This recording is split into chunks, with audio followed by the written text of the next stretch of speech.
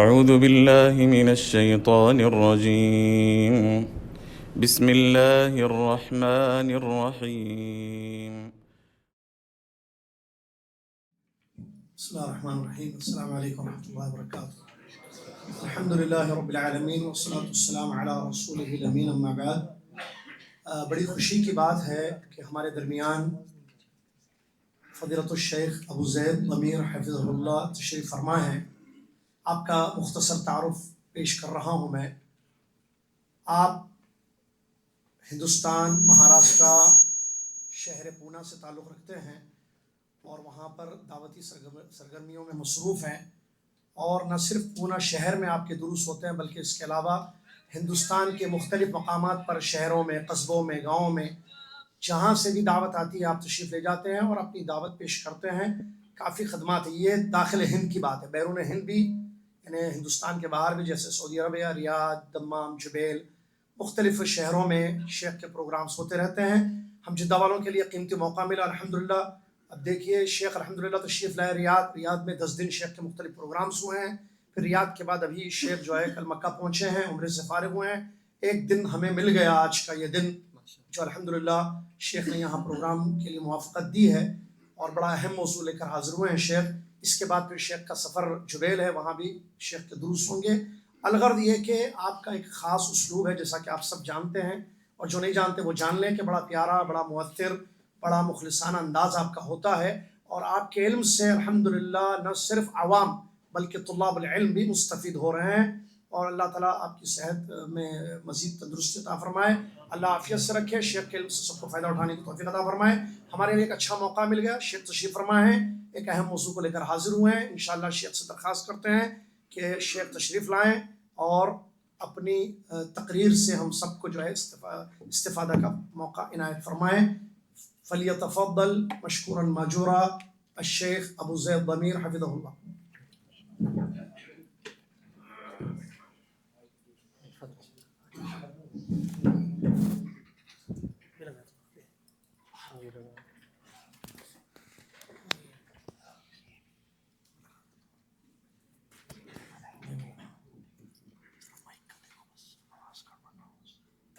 آواز پیچھے نہیں جا رہی، اسی لیے ایڈجسٹ کرنا پڑا۔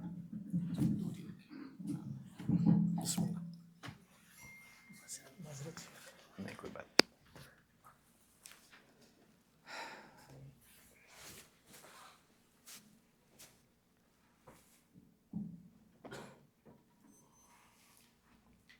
ان الحمد للہ نحمده ونستعینه ونستغفره ونعوذ باللہ من شرور انفسنا ومن سیئات اعمالنا، من يهده الله فلا مضل له ومن يضلل فلا هادي له، واشهد ان لا اله الا الله وحده لا شريك له، واشهد ان محمدا عبده ورسوله، اما بعد،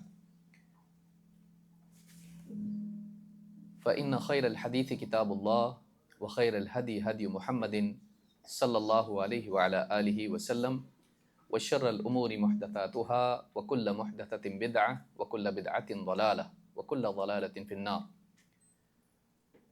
قال اللہ تبارک وتعالى: قل هل ننبئكم بالاخسرین اعمالا الذين ضل سعيهم في الحياة الدنيا وهم يحسبون انهم يحسنون صنعا۔ وقال جل وعلا: وقالوا لو كنا نسمع او نعقل ما كنا في اصحاب السعیر۔ قابل احترام فضیلت الشیخ یاسر الجابری حفظہ اللہ، مجلس میں موجود موقر اہل علم، قریب و بعید سے آئے ہوئے میرے محترم دینی بھائیوں، نوجوان ساتھیوں اور قابل احترام اور بہنوں، اللہ رب العالمین نے سب سے پہلے قرآن کریم کو جب نازل کیا محمد عربی صلی اللہ علیہ وسلم پر،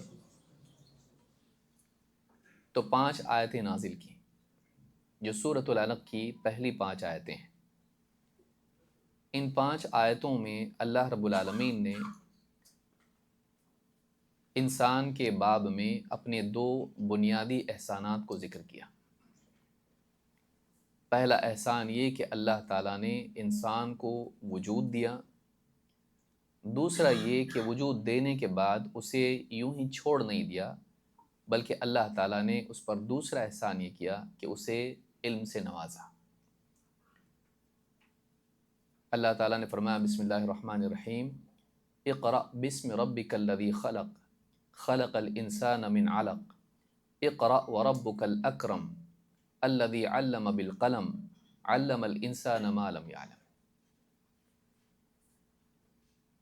ان 5 آیتوں میں اللہ رب العالمین نے انسان کی تخلیق اور تعلیم کا احسان اس پر جتایا۔ اقرأ بسم ربک الذی خلق، پڑھ اپنے رب کے نام سے جس نے پیدا کیا۔ خلق الانسان من علق، انسان کو علق سے پیدا کیا، جمے ہوئے خون سے، جو نطفے کے رحم میں ٹھہرنے کے بعد پہلی حالت ہے جس کے بعد حمل یقینی ہو جاتا ہے۔ اقرأ وربک الاکرم، پڑھ اور تیرا رب بڑا کریم ہے، ہر کرم کرنے والے سے زیادہ کرم کرنے والا، الاکرم۔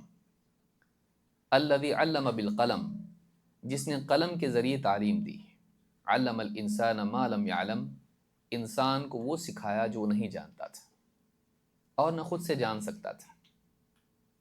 دنیا کی چیزیں انسان تجربات سے سیکھتا ہے، مشاہدے سے اس کے سامنے آتی ہیں، چاہے وہ کائنات میں پھیلی ہوئی چیزیں ہوں جو سائنسی قوانین کی صورت میں اس کے سامنے نمایاں ہوں، یا اپنی ذاتی زندگی میں جو تجربات ہیں ان تجربات سے وہ بہت کچھ سیکھتا ہے، نفع نقصان کے اعتبار سے، تجارت کے اعتبار سے، اور اس طرح سے زندگی کے معاملات اور طب وغیرہ کے اعتبار سے۔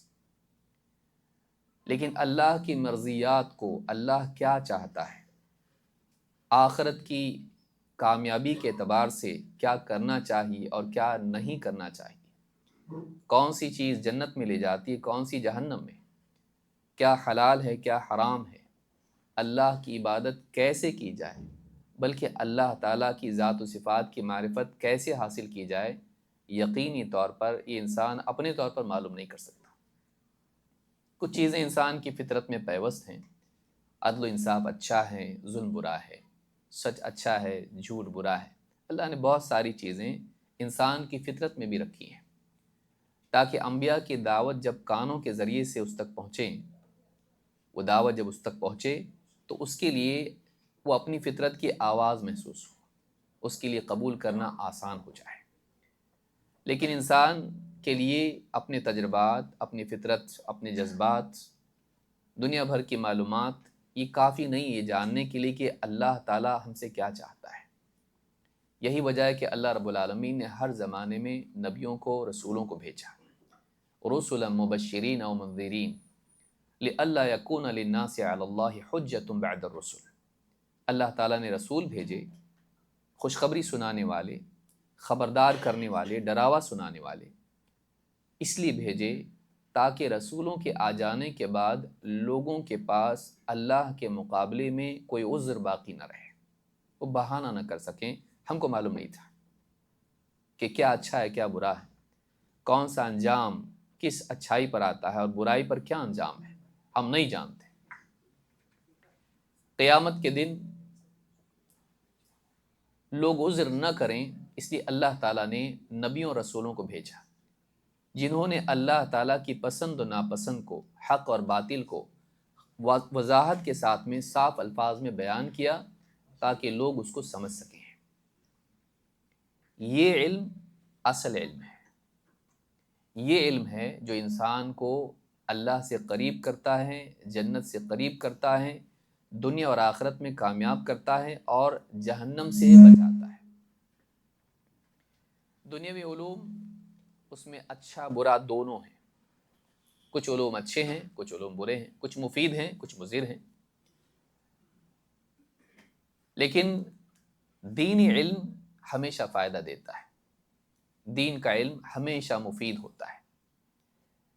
دنیاوی علوم میں جادو بھی ہے جو برا علم ہے، جوا، چوری اور اس طرح کی جتنی بھی چیزیں ہیں، آدمی سیکھتا ہے، اس کا استعمال کرتا ہے، دنیاوی اعتبار سے بعض اوقات فائدہ ہوتا ہے، لیکن آخرت میں نقصان ہے، آخرت میں اس کا نقصان ہے۔ دینی علم اچھی بات ہے۔ دینی علم اللہ سے قریب کرتا ہے، جنت سے قریب کرتا ہے، بلکہ انسان کو انسان سے قریب کرتا ہے۔ آدمی اسی علم کے ذریعے سے حقوق جانتا ہے، ماں باپ، بیوی بچے، رشتہ دار، ان ساروں سے وہ قریب ہوتا ہے، سماج اچھا بنتا ہے۔ بلکہ انسان جب اللہ سے جڑتا ہے تو اس کی زندگی میں خیر آتی ہے، دنیاوی علوم میں دنیا کا فائدہ ہوتا ہے، آخرت والا علم، دین والا علم دنیا اور آخرت دونوں کا فائدہ لاتا ہے۔ اس علم سے محرومی سب سے بڑی محرومی ہے۔ آپ سوچیے، عرب میں اس زمانے میں بہت ساری برائیاں تھیں اور خیر کے اعتبار سے بہت ساری بھلائیاں ہیں۔ اللہ تعالیٰ نے یہی 5 آیتیں کیوں نازل کی؟ ابن تیمیہ رحمۃ اللہ علیہ نے 200 صفحات لکھے ہیں ان 5 آیتوں پر۔ آج بھی اگر کوئی جا کے دیکھے تو اس کو پڑھ سکتا ہے، اور اسی طرح سے علامہ شنقیطی نے کئیوں صفحات اس پر لکھے ہیں۔ یہ پہلی وحی ہے، اور ابن تیمیہ رحمۃ اللہ علیہ فرماتے ہیں یہی سب سے انسب تھا، کیونکہ ساری خیر کی جڑ علم ہے۔ اگر علم ہی نہ ہو تو کیسے جانے آدمی اللہ کو، کیسے جانے اللہ کی پسند ناپسند کو، کیسے جانے زندگی کا مقصد کیا ہے، کیسے جانے اس مقصد کو پورا کرنے کے لیے کیا کرنا چاہیے، کیسے جانے اس مقصد میں رکاوٹ کیا ہے، اندر کے مسائل، باہر کے مسائل، نفس، شیطان، بگڑا ہوا سماج، اور کیسے جانے اس کا حل کیا ہے۔ کچھ اور کرنا ہے؟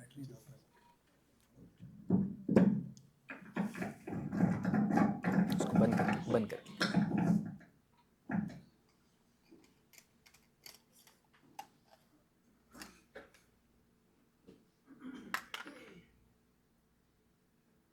وہ بھی نکال دیجیے۔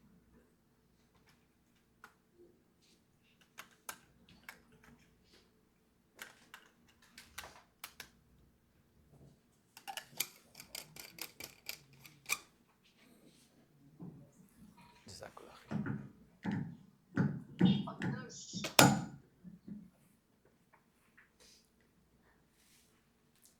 کیسے جانے انسان کے جو مسائل رکاوٹ ہیں، جو چیزیں اس کے لیے جنت تک پہنچنے میں، اللہ تک پہنچنے میں رکاوٹ ہیں، ان کا حل کیا ہے؟ یہ اللہ کی طرف سے انسان کو بتایا گیا ہے۔ نبوی علم واقعی وہ علم ہے جو انسان کی نجات کے لیے اور دنیا کی فلاح کے لیے سب سے زیادہ ضروری ہے۔ اللہ والا علم اس سے بڑھ کے کوئی علم نہیں ہے۔ یہی وہ علم ہے جو انسان کو واقعی انسان بناتا ہے، اور ہم کو اس سمجھنے میں کوئی دشواری آج نہیں رہی۔ آج سے 50 سال پہلے جو لوگ، یعنی آج سے 100 سال پہلے جو پیدا ہوئے ہیں، اور کچھ بزرگ ہمارے درمیان باقی ہیں، وہ جانتے ہیں کہ آج سے 50-60 سال پہلے دنیا الگ تھی، انسان تھا، وہ بولتے ہیں۔ آپ بیٹھیے بزرگوں کے ساتھ میں تو آپ کو بتائیں گے۔ آج تو ویسے بھی کسی کے پاس وقت نہیں ہے کسی کے ساتھ بیٹھنے کے لیے، ماں باپ کے پاس ہے، بچوں کے پاس نہیں ہے، لیکن وہ بتائیں گے پہلے ایسا نہیں تھا۔ پہلے بیل گاڑیاں تھیں، پہلے کسی سے کانٹیکٹ کرنا تھا تو اس کو خط لکھنا پڑتا تھا، بڑی مشکل سے کوئی تار آتا تھا تو گھبرا جاتے تھے، خوشی کا ہے، غم کا ہے، معلوم نہیں کیا ہے۔ ٹیکنالوجی ترقی یافتہ نہیں تھی، وہ سب اپنی جگہ ہے، لیکن انسان تھا۔ آدمی اپنے پڑوسی کے پاس اپنی بچیوں کو چھوڑ کے جائے تو بھی بے فکر رہتا تھا۔ آج ٹیکنالوجی ترقی کر چکی ہے، سائنس اپنے عروج پر ہے، علوم دنیا میں عام ہے، ٹیکنالوجی اتنی زیادہ ہے کہ آپ اگر لگاتار اس کے ٹچ میں نہ رہیں، آپ آؤٹ ڈیٹڈ ہو جائیں گے ہفتے بھر میں۔ آپ ایک ہفتے میں آؤٹ ڈیٹڈ ہو جائیں گے، آپ پچھڑ جائیں گے اگر آپ ٹچ میں نہ رہیں، خصوصاً ٹیکنالوجی کے میدان والا آدمی۔ ایک سافٹ ویئر آتا ہے، چلتا ہے، وہ چلا جاتا ہے، دوسرا آ جاتا ہے، اب اس کا بوم ہے، یہ چل رہا ہے ابھی۔ اپنے آپ کو دنیا کی رفتار، علوم کی رفتار، ٹیکنالوجی کی رفتار سے ہم آہنگ رکھنا، اس کے ساتھ ساتھ رکھنا بڑا مشکل ہو گیا ہے۔ اتنی تیزی، اور سب ہائی ٹیک ہو گیا ہے۔ پہلے انسان اچھا تھا، اب کا انسان اولاد ماں باپ کی نہیں، بیوی شوہر میں محبت نہیں، رشتہ دار اپنے آپ آپس میں پہچانتے نہیں، بلکہ بعض اوقات بچوں کو بھی نہیں معلوم ہوتا یہ تمہارے چچا ہیں یا تمہارے کون ہیں. لوگ اتنے بچھڑ گئے ہیں. ٹیکنالوجی بہترین ہوتی جا رہی ہے، دنیاوی علوم میں ترقی آتی جا رہی ہے، لیکن انسانی اوصاف گھٹتے چلے جا رہے ہیں، بگاڑ بڑھتا جا رہا ہے. ساری ترقی کے بعد اگر انسان زوال پذیر ہو اور ساری چیزوں میں ترقی آئے، فائدہ کیا ہے؟ کیونکہ ڈرائیونگ سیٹ پر یہ ہے. اس ساری ٹیکنالوجی کو استعمال کرنے والا کون ہے؟ انسان ہے. اب ساری ترقیات کے بعد جب یہ ڈرائیونگ سیٹ پہ بیٹھے گا اور یہ بگڑا ہوا ہوگا اور انسانی جذبات سے عاری ہوگا، تو پہلے ایک تیر سے ایک آدمی مرتا تھا، اب ایک میزائل سے لاکھوں کروڑوں لوگ مریں گے. ایک انسان، بگڑا ہوا انسان، اس ٹیکنالوجی کو استعمال کر کے تباہی میں بہت زیادہ کئی گنا اضافہ کرے گا. انسان کا سدھرنا ضروری ہے. چاہے ٹیکنالوجی پیچھے ہو، لیکن انسان اگر انسانی اوصاف سے متصف ہو، اس کے اندر کی اچھی کوالٹیز اور اعلیٰ ہوں، یہ ترقی ہے. ترقی چیزوں کی ترقی نہیں ہے، ترقی اصل انسان کی ترقی ہے. اسی لیے اللہ تعالیٰ نے قرآن کریم میں فلاح کو، کامیابی کو دنیوی اعتبار سے اسباب اور وسائل کی ترقی سے نہیں جوڑا، انسانی پاکیزگی سے جوڑا ہے. اللہ تعالیٰ نے فرمایا قد افلح من تزکا، کامیاب ہو گیا وہ جو جس نے اپنا تزکیہ کیا. قد افلح من زکاہا، کامیاب ہو گیا جس نے اپنے نفس کو پاک کیا. قد افلح المؤمنون الذین هم فی صلاتهم خاشعون، یہ کیا ہے؟ خشوع کیا ہے؟ ایمان کیا ہے؟ اندرونی اوصاف ہیں. کامیاب ہو گئے ایمان والے جو اپنی نمازوں میں خشوع کا اہتمام کرتے ہیں، نگاہیں جھکی ہوتی ہیں، دل دہلا ہوتا ہے، اللہ کی عظمت کا احساس ہوتا ہے. اللہ کی عظمت کا احساس، آخرت کی فکر انسان کو اچھا بناتی ہے. نبوی منہج، نبوی راستے کی پیروی، اسلاف کے راستے پر چلنا، اپنے اندر اچھی کوالٹیز پیدا کرنا، اچھی صفات پیدا کرنا، یہ انسان کو اچھا بناتا ہے. لباس، گھڑی، موبائل فون، موٹر کار، گھر اچھا، قالین، چھت اور جھومر اور یہ ساری چیزیں اپنی جگہ ہیں، دنیا کی چیزیں ہیں. اس کے اندر کیا ہے؟ باہر کیا نہیں، اندر اس نے اپنے آپ کو کیسا بنایا، یہ اصل ہے. یہ اصل ہے جو اس کو کامیاب کرتا ہے. لیکن یہ پیدا کرنے کے لیے کہاں جائے آدمی؟ اسکول. آج ہم چاہتے ہیں ہمارے بچے پڑھ لکھ کے اچھے بنے، بلا شبہ بننا چاہیے، انجینئر بنے، ڈاکٹر بنے. آپ دیکھیں مہمان گھروں میں آتے ہیں ہمارے، پوچھتے ہیں بیٹا کیا بنو گے بڑا ہو کے؟ ڈاکٹر بنوں گا، انجینئر بنوں گا، سائنٹسٹ بنوں گا، ٹیکنالوجی میں بہت بڑا بنوں گا، بزنس مین بنوں گا. اس کے ذہن میں یہ ہے میں ایک اچھا مسلمان بنوں گا، میں ایک اچھا انسان بنوں گا. کیونکہ اللہ نے قرآن کریم میں کیا فرمایا؟ وَلَا تَمُوتُنَّ إِلَّا وَأَنْتُمْ. سب سے بہترین مقام جو آدمی پا سکتا ہے وہ یہ کہ وہ اللہ کا بندہ ہو. کیونکہ قبر میں جانے کے بعد یہی پوچھا جائے گا اس کو، مَا كُنْتَ تَعْبُدْ. پہلا سوال. سنن ابی داؤد میں یہ روایت موجود ہے کہ تو کس کی عبادت کرتا تھا؟ کس کا بندہ تھا تو؟ نفس کا تھا، شیطان کا تھا، درہم و دینار کا تھا، سماج کا تھا، پرمپرا کا تھا جو چلی آ رہی ہے، رسم و رواج کا. کس کا بندہ تھا تو؟ اللہ کا تھا. اگر واقعی اللہ کا بندہ وہ بن کے دنیا سے گیا ہے، یہاں سے کامیابی شروع. کیونکہ سب سے بڑا مقام ہے جو انسان پا سکتا ہے. اسی لیے آپ دیکھیں رسول اکرم صلی اللہ علیہ وسلم کی شان جب اللہ نے بیان کی ہے، وَإِن كُنتُم فِي رَيْبٍ مِّمَّا نَزَّلْنَا عَلَىٰ عَبْدِنَا سُبْحَانَ الَّذِي أَسْرَىٰ بِعَبْدِهِ وَلَمَّا قَامَ عَبْدُ اللَّهِ. کتنی آیتیں ہیں. شان کا مقام جب ذکر کیا نبی صلی اللہ علیہ وسلم کا، اللہ نے بندگی وَذْكُرْ عَبْدَنَا، کتنے سارے نبیوں کے بارے میں کہا اللہ نے. معلوم ہے کہ اللہ کے قریب پہنچنے کا اور اللہ کی بندگی کا مقام پانا ایک بہت اونچا مقام ہے. اسی لیے اتحیات میں بھی ہم کہتے ہیں اللہ کے نبی صلی اللہ علیہ وسلم کے بارے میں وَأَشْهَدُ أَنَّ مُحَمَّدًا عَبْدُهُ وَرَسُولُهُ، بندے اور رسول ہیں اللہ کے. اللہ سے قربت کے اعتبار سے آدمی واقعی اللہ کا بندہ بن جائے، کیونکہ اس کا مقصد حیات ہے. وَمَا خَلَقْتُ الْجِنَّ وَالْإِنسَ إِلَّا لِيَعْبُدُونَ. میں نے جنات اور انسان کو صرف اور صرف اپنی عبادت کے لیے پیدا کیا ہے، کسی اور کی عبادت کے لیے نہیں، کسی اور غرض و غایت سے نہیں. وہ واقعی بندہ بن جائے. جیسا کہ ابن عباس رضی اللہ تعالیٰ عنہ سے مروی ہے کہ اس کا معنی کیا ہے؟ لیوحدون، کہ وہ میری توحید کا اہتمام کریں۔ اسی لیے علماء نے کہا کہ جہاں بھی توحید، ابن عباس کا قول ذکر کیا کہ جہاں بھی قرآن کریم میں عبادت کا ذکر آیا اس سے مراد توحید ہے، کہ توحید کا اہتمام ہو۔ اور یہ توحید ہے جس پر اللہ تعالیٰ نے گواہ بنایا، تو کس کو بنایا؟ کیونکہ توحید کا معاملہ بہت، اس کی بنیادی علم پر ہے۔ شہد اللہ انہ لا الہ الا ہوا والملائکۃ واولو العلم، اللہ تعالیٰ خود اس بات کا گواہ ہے کہ اس کے سوا کوئی عبادت کے لائق نہیں۔ اللہ سے بڑھ کے کس کی گواہی ہو سکتی ہے؟ پھر اللہ نے اپنے ساتھ اور گواہیاں ذکر کی، فرشتے اور ملائکہ اس کے گواہ ہیں کہ اللہ کے سوا کوئی عبادت کے لائق نہیں، اور علم والے اس کے گواہ ہیں کہ اللہ کے سوا کوئی عبادت کے لائق نہیں۔ اپنے فرشتوں کے ساتھ، اپنے ساتھ، اپنے فرشتوں کے ساتھ اللہ تعالیٰ نے گواہی ذکر کی، کس کی؟ علماء کی، جو دین کا علم رکھتے ہیں، نبوی علم کے حامل اور وارث ہیں، انبیاء کے وارث، نبوی علم کے حامل، یہ اصل ہے۔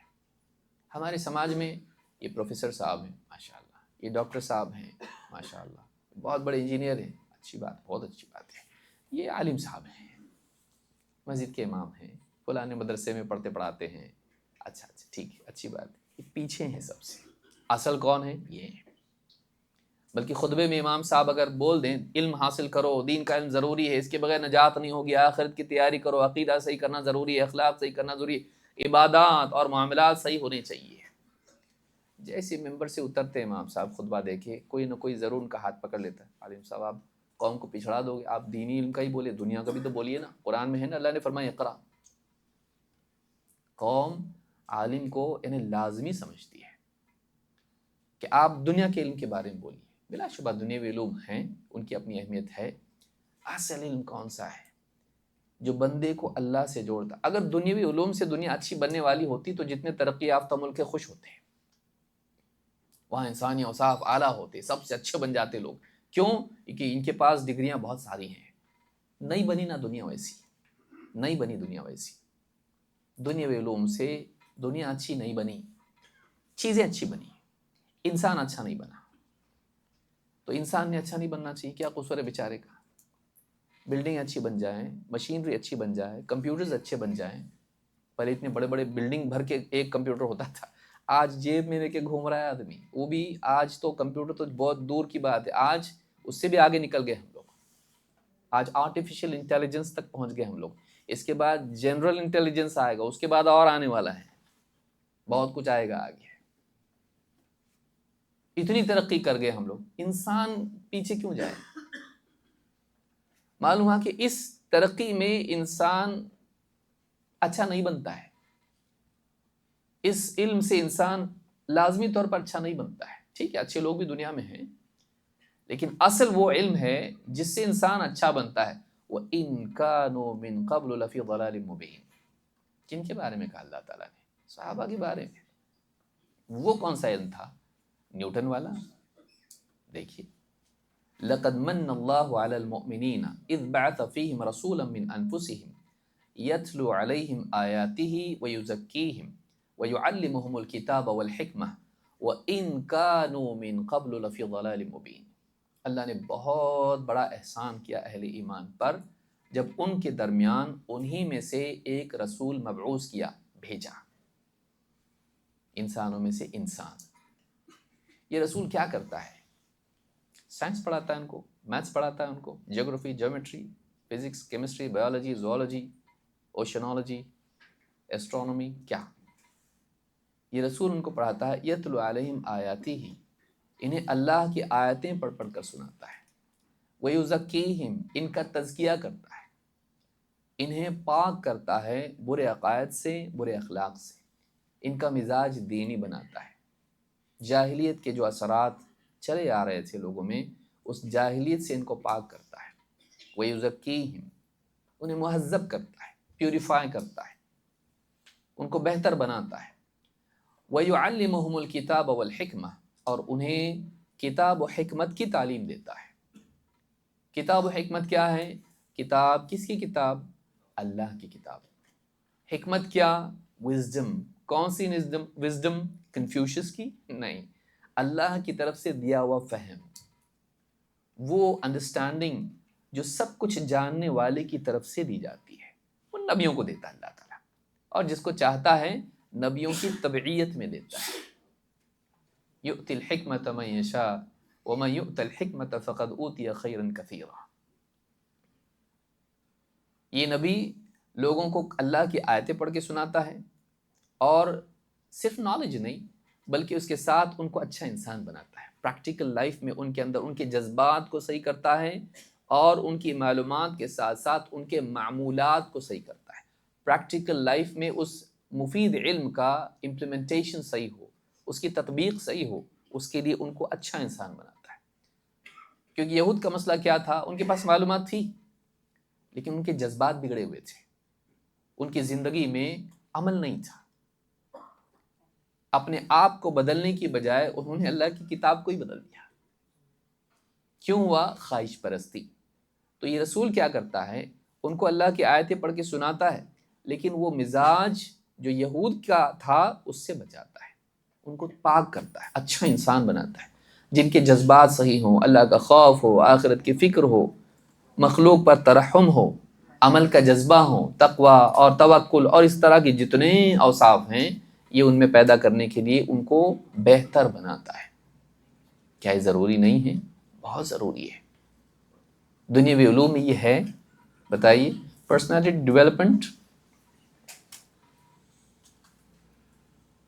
اس میں پلاسٹک کا پھول آپ کو بناتے ہیں، صحیح دکھنا چاہیے، نہیں بنے تو بھی چلتا. کاؤنٹر پر، ہاں، بزنس کے اندر یہاں بھی ہوگا، آدمی اچھا دکھائی دینا چاہیے، چاہے اچھا بنو یا نہ بنو،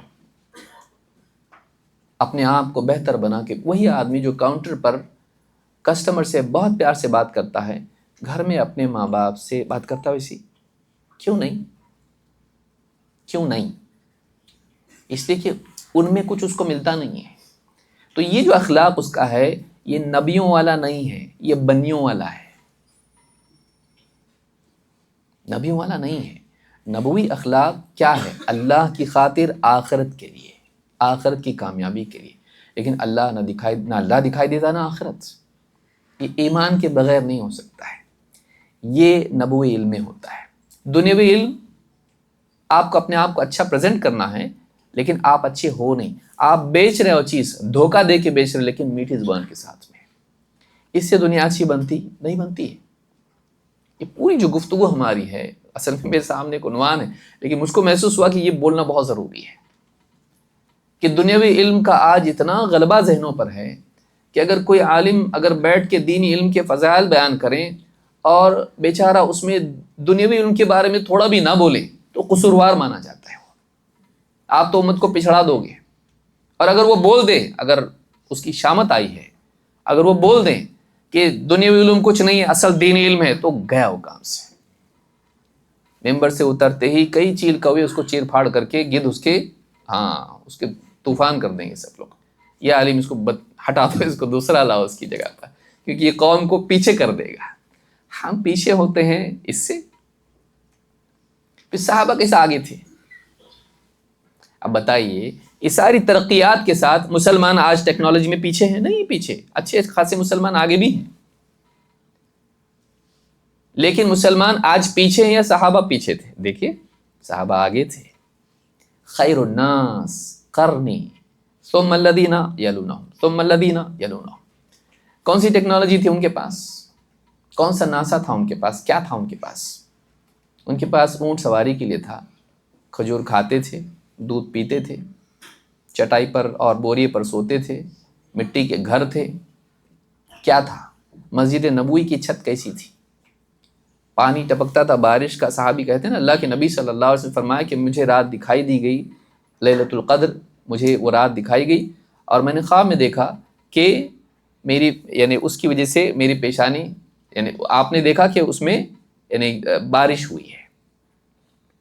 صحابی کہتے ہیں کہ آپ صلی اللہ علیہ وسلم اس رات میں یعنی قیام کیا، اور اگلے دن جب آپ نے فجر کی نماز پڑھی، پلٹ کے بیٹھے تو آپ کی پیشانی اور ناک پر زمین سے مٹی لگی ہوئی تھی، گرد و غبار، مٹی، کیچڑ لگا ہوا تھا، تو آپ نے کیچڑ اور پانی میں سجدہ کیا، آپ نے خواب میں دیکھا تھا۔ ایسی مسجد تھی کہ چھت بھی ٹھیک نہیں تھی، کہ پانی بارش کا برس کے چھت میں سے اتر کے زمین پر آتا تھا، مٹی سجدے کی جگہ ہمارے نبی صلی اللہ علیہ وسلم کی گیلی ہوتی تھی،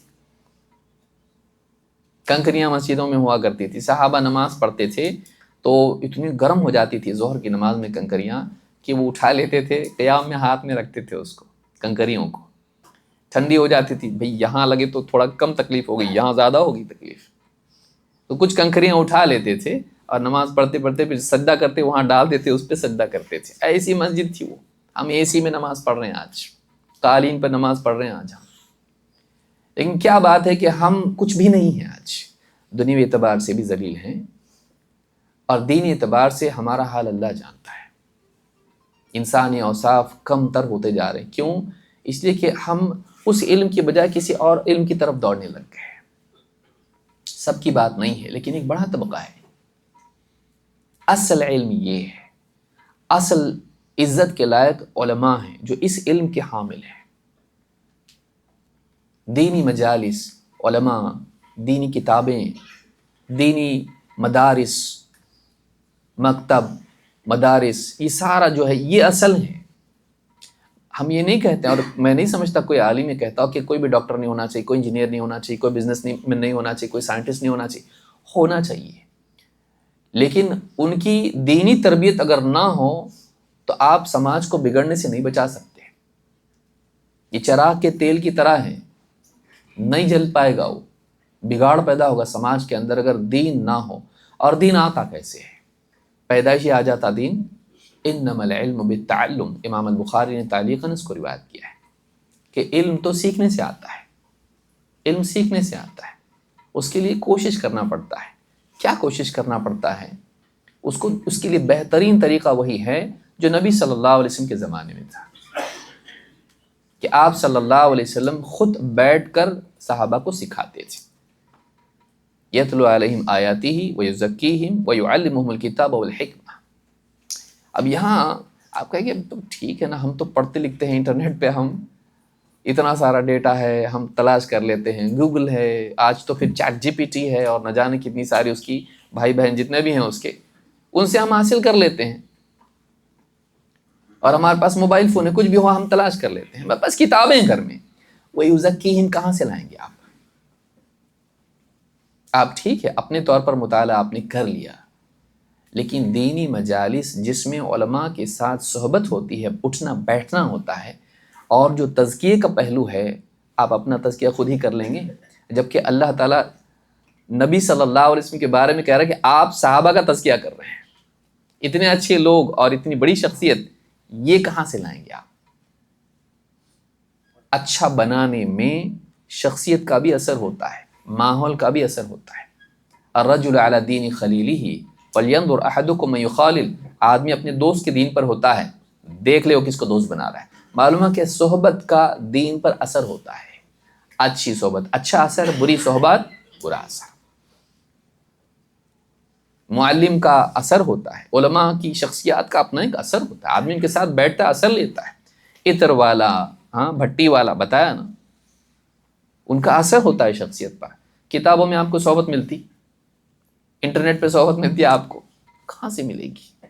آپ بس معلومات جمع کرتے چلے جاؤ گے، لیکن اس معلومات کا زندگی میں نور کے طور پر شامل ہو جانا، اس کی شخصیت پر وہ اثر، وہ قربت کی وجہ سے علماء کی صحبت اور دینی مجالس ایک اثر ہوتا ہے مجلس کا،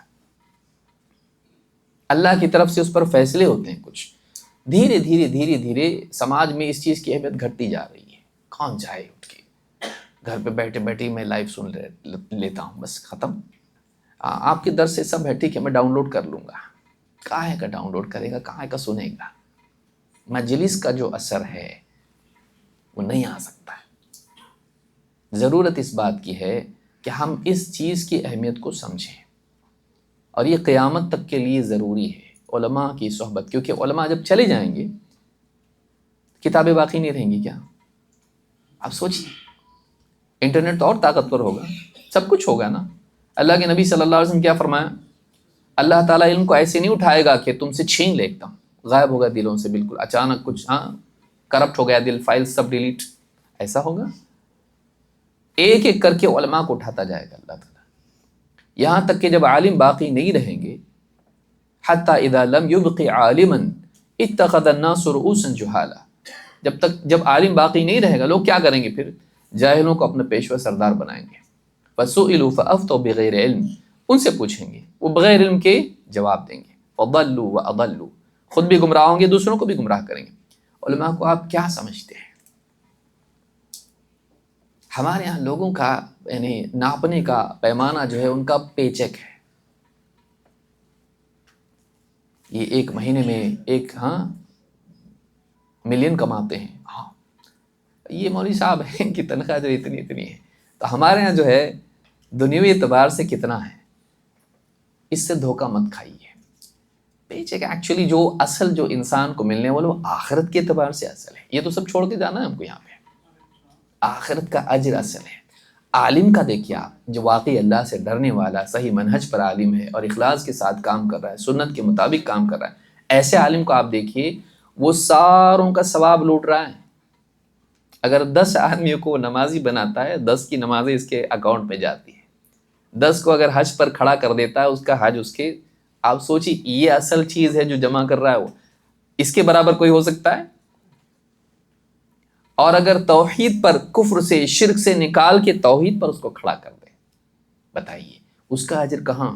یہ زندگی بھر توحید پر ہے، نماز پڑھتا ہے، ذکر، تلاوت اور ساری خیر کے کام کرتا ہے، حقوق ادا کرتا ہے، اخلاق سے جیتا ہے، انفاق کرتا ہے، سب کچھ کرتا ہے. کون بتایا؟ ہمارے مولوی صاحب تھے، ایک ہمارے عالم صاحب تھے، انہوں نے ہم کو بٹھایا. میں تو بگڑا ہوا تھا، جنگلی جانور کی طرح تھا. انہوں نے مجھ کو بٹھایا، سمجھایا، بجھایا، ان کے ساتھ میں رہا، کچھ سال تک سیکھا. میں نے ان کے دروس میں حاضر ہوا اور میرے عقائد صحیح کیے، میرے افکار صحیح کیے، مجھے عبادات سکھائیں، حقوق سکھائے، ساری چیزیں. تھوڑا بڑا میرے پاس ہے علم، لیکن ہمارے عالم صاحب کو سکھائے.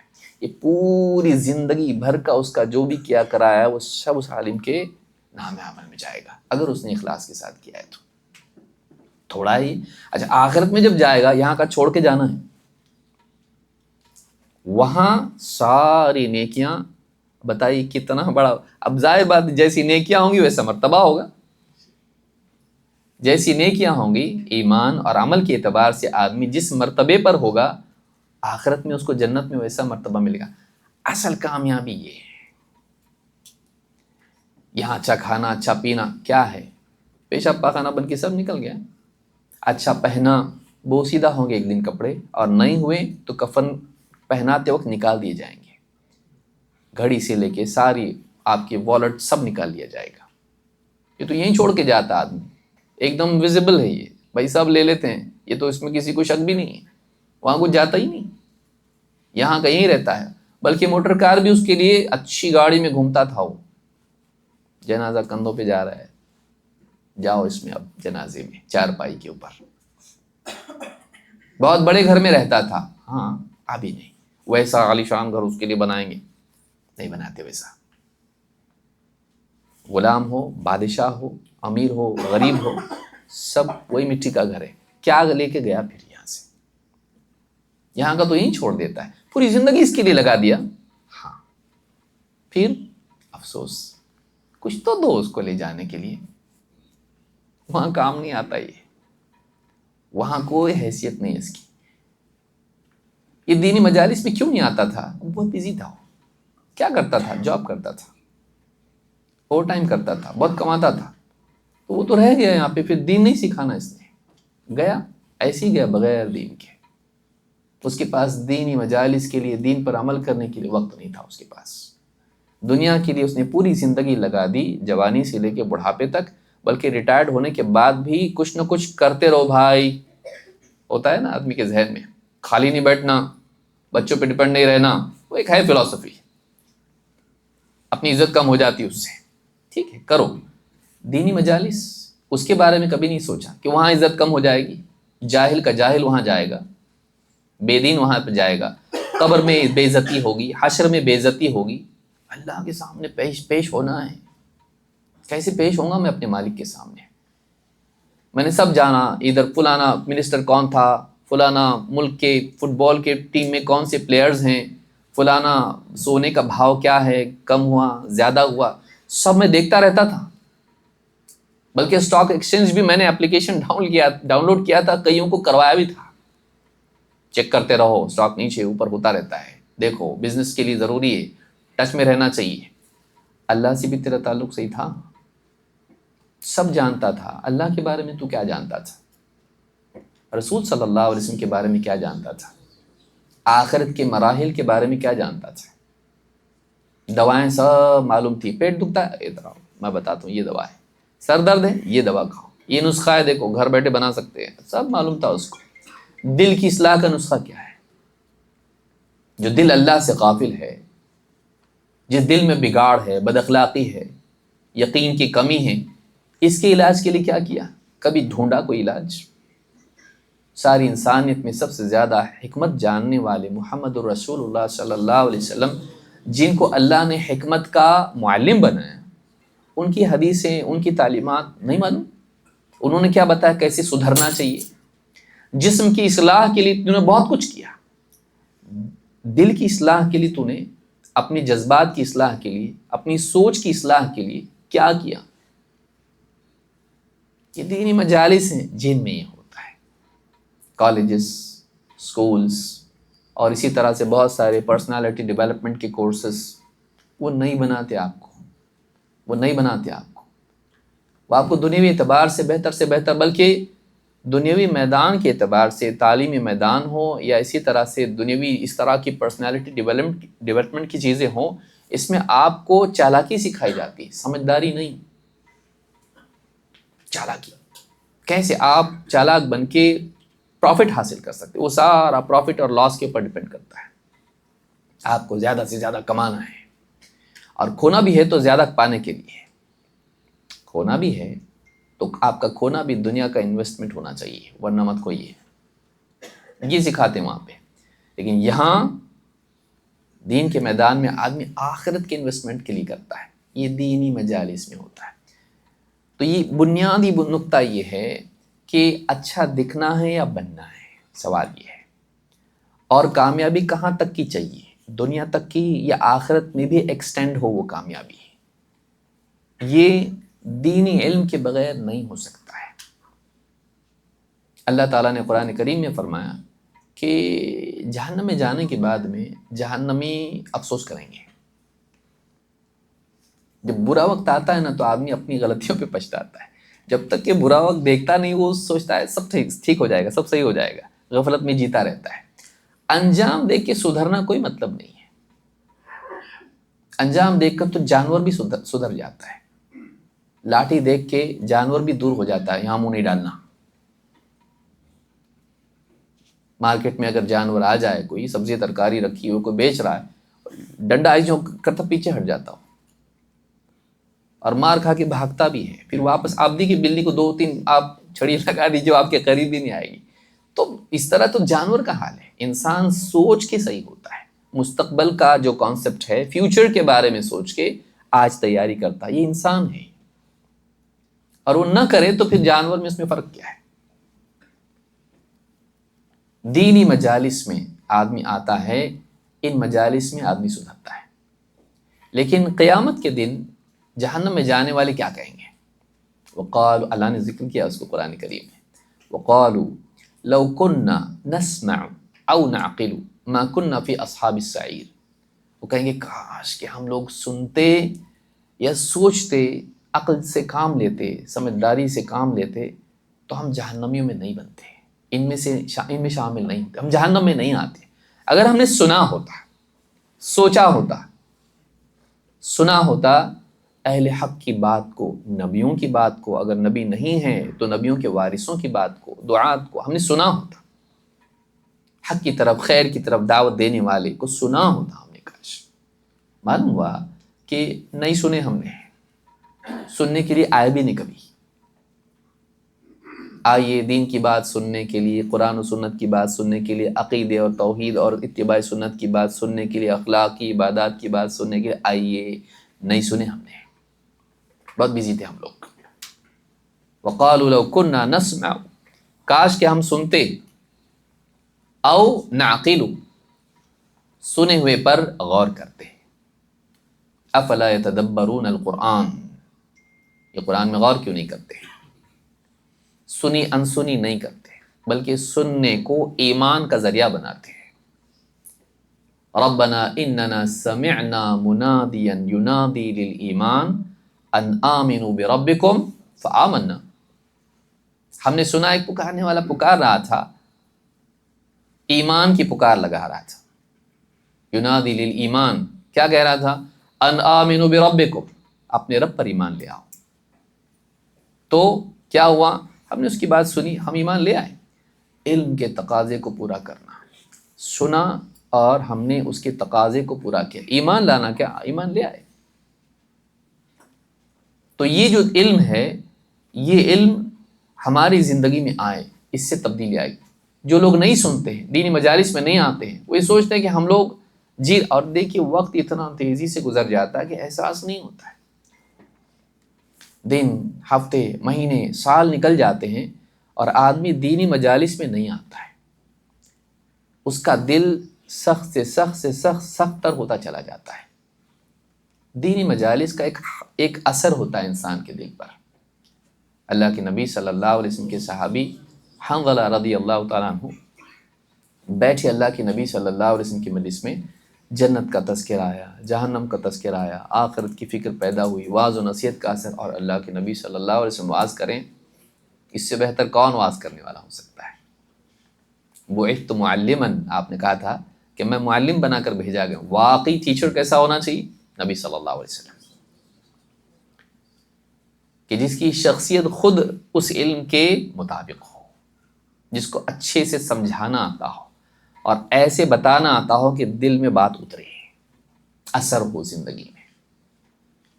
تب سنا وہاں پہ رونے لگ گئے. گھر پہ آئے، بیوی بچوں میں ہنسی مذاق میں لگ گئے. پھر اچانک احساس ہوا، کیونکہ تربیت نہ ہوئی، نبی صلی اللہ علیہ وسلم کے تربیت یافتہ لوگ تھے، دل کے تغیر کو بھانپنے کی صلاحیت تھی ان میں. چینج، فلکچویشن فوراً ڈیٹیکٹ کیا اس کو. یہ بھی بہت کمال کی چیز ہے، ورنہ آدمی بعض اوقات دل اتنا بگڑ جاتا ہے کہ احساس بھی نہیں رہتا اس کو. فوراً محسوس ہوا کہ میں وہاں رو رہا تھا نبی صلی اللہ علیہ وسلم کی مجلس میں، اور اب بھی بچوں میں بیٹھ کے ہنس رہا ہوں. ابھی وہاں ایسا تھا اور یہاں ایسا. تو یہ دو حالتیں ہوئی، رونے والی حالت نبی کے سامنے اور ہنسنے والی حالت نبی سے ہٹ کے. تو یہ تو نفاق کی طرح ہوا. فوراً زبان سے نکلا نافق حنظلہ، حنظلہ منافق ہو گیا. زبان سے یہی کلمات نکل رہے ہیں اور گھر سے بھی نکلے، راستے سے یہی کہہ رہے ہیں نافق حنظلہ، نافق حنظلہ. راستے میں ابو بکر صدیق رضی اللہ تعالیٰ عنہ ملے. کہا سبحان اللہ، کیا کہتے ہو؟ کہا دیکھو ہم نبی صلی اللہ علیہ وسلم کی مجلس میں ہوتے ہیں، وہاں ایک اثر ہوتا ہے، روتے ہیں، اور جب گھر آتے ہیں تو گھر پہ ہمارا ایسا حال ہے، بیوی بچوں کے ساتھ ہنسنے میں لگ جاتے ہیں. تو کہا یہ تو حالت میری بھی ہوتی ہے. دونوں کے دونوں نبی صلی اللہ علیہ وسلم کی خدمت میں حاضر ہوئے اور آپ نے ان کو سمجھایا کہ یہ حالت ہمیشہ نہیں رہے گی. یہاں والا ساعتن وساعہ. تو یعنی کبھی ویسی حالت ہوگی تو کبھی ایسی بھی حالت بیوی بچوں بھی رہے. آدمی ہر وقت روتا تو نہیں رہ سکتا. آدمی دل کے جذبات اس مجلس میں ایسے ہوتے ہیں، وہ انسان کو جھنجھوڑ کے تھوڑا ریسیٹ کر دیتا ہے. لیکن پھر بھی بچوں میں جائے گا آدمی، وہ بھی تو مطلوب ہے، وہ بھی تو مطلوب ہے. راہب تھوڑی نہ بننا ہے ہم کو، بلکہ ان کے ساتھ ویسا بھی. تو ہمیشہ ایسا نہیں رہے گا، کبھی ایسا اور کبھی ایسا، ساعتن وساعہ. لیکن یہاں دیکھنے کی چیز یہ ہے کہ وہ جو اثر تھا وہ کہاں تھا؟ دینی مجلس میں. دینی مجالس میں جب آدمی آتا ہے، اللہ کی بڑائی سنتا ہے، آخرت کی باتیں سنتا ہے، جنت جہنم کا تذکرہ سامنے آتا ہے، تقویٰ کی بات سامنے آتی ہے، صحابہ کے واقعات سنتا ہے، انبیاء کے واقعات سنتا ہے. پھر بتانے والا، اس کا ایک انداز ہوتا ہے بتانے کا، اس کا دل پر ایک اثر ہوتا ہے. پھر اپنے اطراف اور لوگوں کو دیکھتا ہے، کئی لوگ ایک حق بات کو ساتھ مل کے سن رہے ہیں، اس کا ایک اثر ہوتا ہے. اور پھر اس پر اللہ کی طرف سے خیر آتی، اس کا ایک اثر ہوتا ہے. یہ ساری چیزیں مل کے انسان کو ایک مجتمع میں باندھ دیتی ہے، ایک اثر ہوتا ہے جو سب پہ چھاتا ہے۔ اسی لیے آپ دیکھیے سورۃ الفاتحہ میں ہم کو عبادت کی جو بات ہم کرتے ہیں اللہ سے، ہمارا تو انفرادی معاملہ ہے نا اللہ سے، قبر میں انفرادی ہوگا، حشر میں انفرادی ہوگا، لیکن ہم کیا کہتے ہیں؟ ایاک نعبد و ایاک نستعین، ہم تیری ہی عبادت کرتے ہیں، میں نہیں، ہم تیری عبادت کرتے ہیں اور تجھی سے استعانت کرتے ہیں۔ جمع کا صیغہ ہے وہاں پر۔ اسلام اجتماعیت کا ماحول بناتا ہے، میں میرا پڑھ لوں گا، میں میرا سیکھ لوں گا، میں ڈاؤن لوڈ کر لوں گا،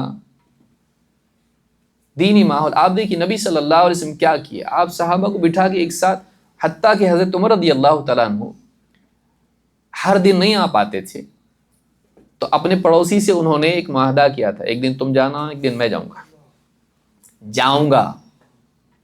یہ نہیں کہ تم سیکھتے رہو اور مجھ کو اپنی نوٹ بک بعد میں دے دینا، نہیں، ایک دن میں جاؤں گا، ایک دن تم جانا۔ نبی صلی اللہ علیہ وسلم کی مجلس میں جو تم نے سنا ہے آگے مجھ کو بتانا پڑے گا، اور جو میں سنوں گا میں آ کے تم کو بتاؤں گا، تاکہ دونوں کے جانے سے دنیاوی ذمہ داریاں بھی ادا ہوں۔ تاجر تھے، حضرت عمر تاجر تھے، اسی لیے بعد میں جب ایک حدیث معلوم نہیں تھی، ابو موسیٰ اشعری رضی اللہ تعالیٰ عنہ آئے، دستک دی، آواز السلام علیکم، تو مشغول تھے کام میں، تو کچھ جواب نہیں دیا، وہ چلے گئے 3 بار بول کے، جو خادم جو بھی تھا اس کا بلا ان کو، باہر جا کے دیکھ تو نہیں ہے، ایسے کیسے چلے گئے؟ کہا چلے گئے، کیسے کیسے چلے گئے؟ لے کر آؤ ان کو، بلائے گا، کیسے چلے گئے؟ کہا کہ حدیث تھی ہمارے پاس۔ کیا حدیث؟ اللہ کے نبی صلی اللہ علیہ وسلم فرمایا کہ الاستئذان 3 وإلا فلیرجع، اجازت 3 بار لینا ہے اندر آنے کی، اگر اجازت نہ ملے تو واپس جانا ہے۔ اچھا دلیل لاؤ، یعنی ایک اور گواہ لاؤ جو یہ بتائے کہ یہ واقعی حدیث ہے، نہیں تو تمہاری خبر لوں گا میں۔ تو وہ گھبرائے انصار کی مجلس میں گئے اور کہا ہے کوئی تم میں سے جو ایسا میری مدد کرے؟ کہتے ہیں ان کے ہوش اڑے ہوئے ہیں، ایک دم گھبرائے ہوئے ہیں۔ کہا کہ حضرت عمر نے کہا کہ کوئی گواہ لے کر آؤ ورنہ میں تمہاری خبر لوں گا۔ تو سب ہنسنے لگے مجلس میں، اب ان کی باری ہے۔ اب پھر اس میں سے ابو سعید خدری رضی اللہ تعالیٰ عنہ جو سب سے کم عمر تھے، وہ اٹھے اور ان کے ساتھ گئے، حضرت عمر سے کہا ہاں ایسی حدیث ہے۔ اس وقت میں کیا جملہ نکلا؟ الہانی خفی علی ھذا من امر رسول اللہ صلی اللہ علیہ وسلم الہانی الصفق بالاسواق یا فی الاسواق۔ دیکھو نبی صلی اللہ علیہ وسلم کی حدیث مجھ سے چھپی رہ گئی، بازار میں تجارت کرنے نے مجھے غفلت میں ڈالے رکھا۔ آلٹرنیٹ ڈیز پر آ رہے ہیں، ایسا نہیں کہ سالوں سال غائب ہیں، جیسے ہوتا ہے نا کوئی آتا ہے کسی پروگرام میں آ جاتا کوئی، اور دعوت سینٹر کے عالم صاحب پکڑ لیتے، ارے کہاں ہے اتنے دن سے؟ تو تھوڑا بزی ہوں میں، مہینہ، کبھی 6 مہینے، کبھی 8 مہینے، کبھی سال لگ جاتا ہے۔ آدمی لگا رہتا اور غائب ہو جاتا، کیوں؟ گھر سے کبھی غائب ہوتا ہے ایسا؟ کمپنی سے غائب ہوتا ہے ایسا؟ دینی مجلس سے کیوں غائب ہوا؟ اتنا اہم نہیں ہے، اتنا اہم نہیں ہے۔ قبر میں کمپنی کام آئے گی، حشر میں کمپنی کام آئے گی۔ یہ دینی مجالس ہیں جو ہم کو اچھا بناتی ہیں، جو ہم کو اچھا بناتی ہیں۔ حضرت عمر فاروق رضی اللہ تعالیٰ اپنے پڑوسی سے ان کا معاہدہ تھا، ایک دن تم جانا، ایک دن میں جاؤں گا، یعنی وہ برابر مجلس میں آتے تھے، آ کر بیٹھتے تھے۔ ایک صحابی ہیں، ان کو نام یاد نہیں ہوتا، صحیح مسلم میں روایت موجود ہے، کہتے ہیں مجھ کو اللہ کے نبی صلی اللہ، اب بعد میرے پاس کچھ اور بھی تھے لیکن بس اب چلیے اسی کے ساتھ، کچھ اور بھی نکات میرے پاس تھے لیکن جو چیزیں ذہن میں آ رہی ہیں وہ آپ کے سامنے رکھتا چلا جاؤں گا، اسی دینی مجالس سے متعلق ہے۔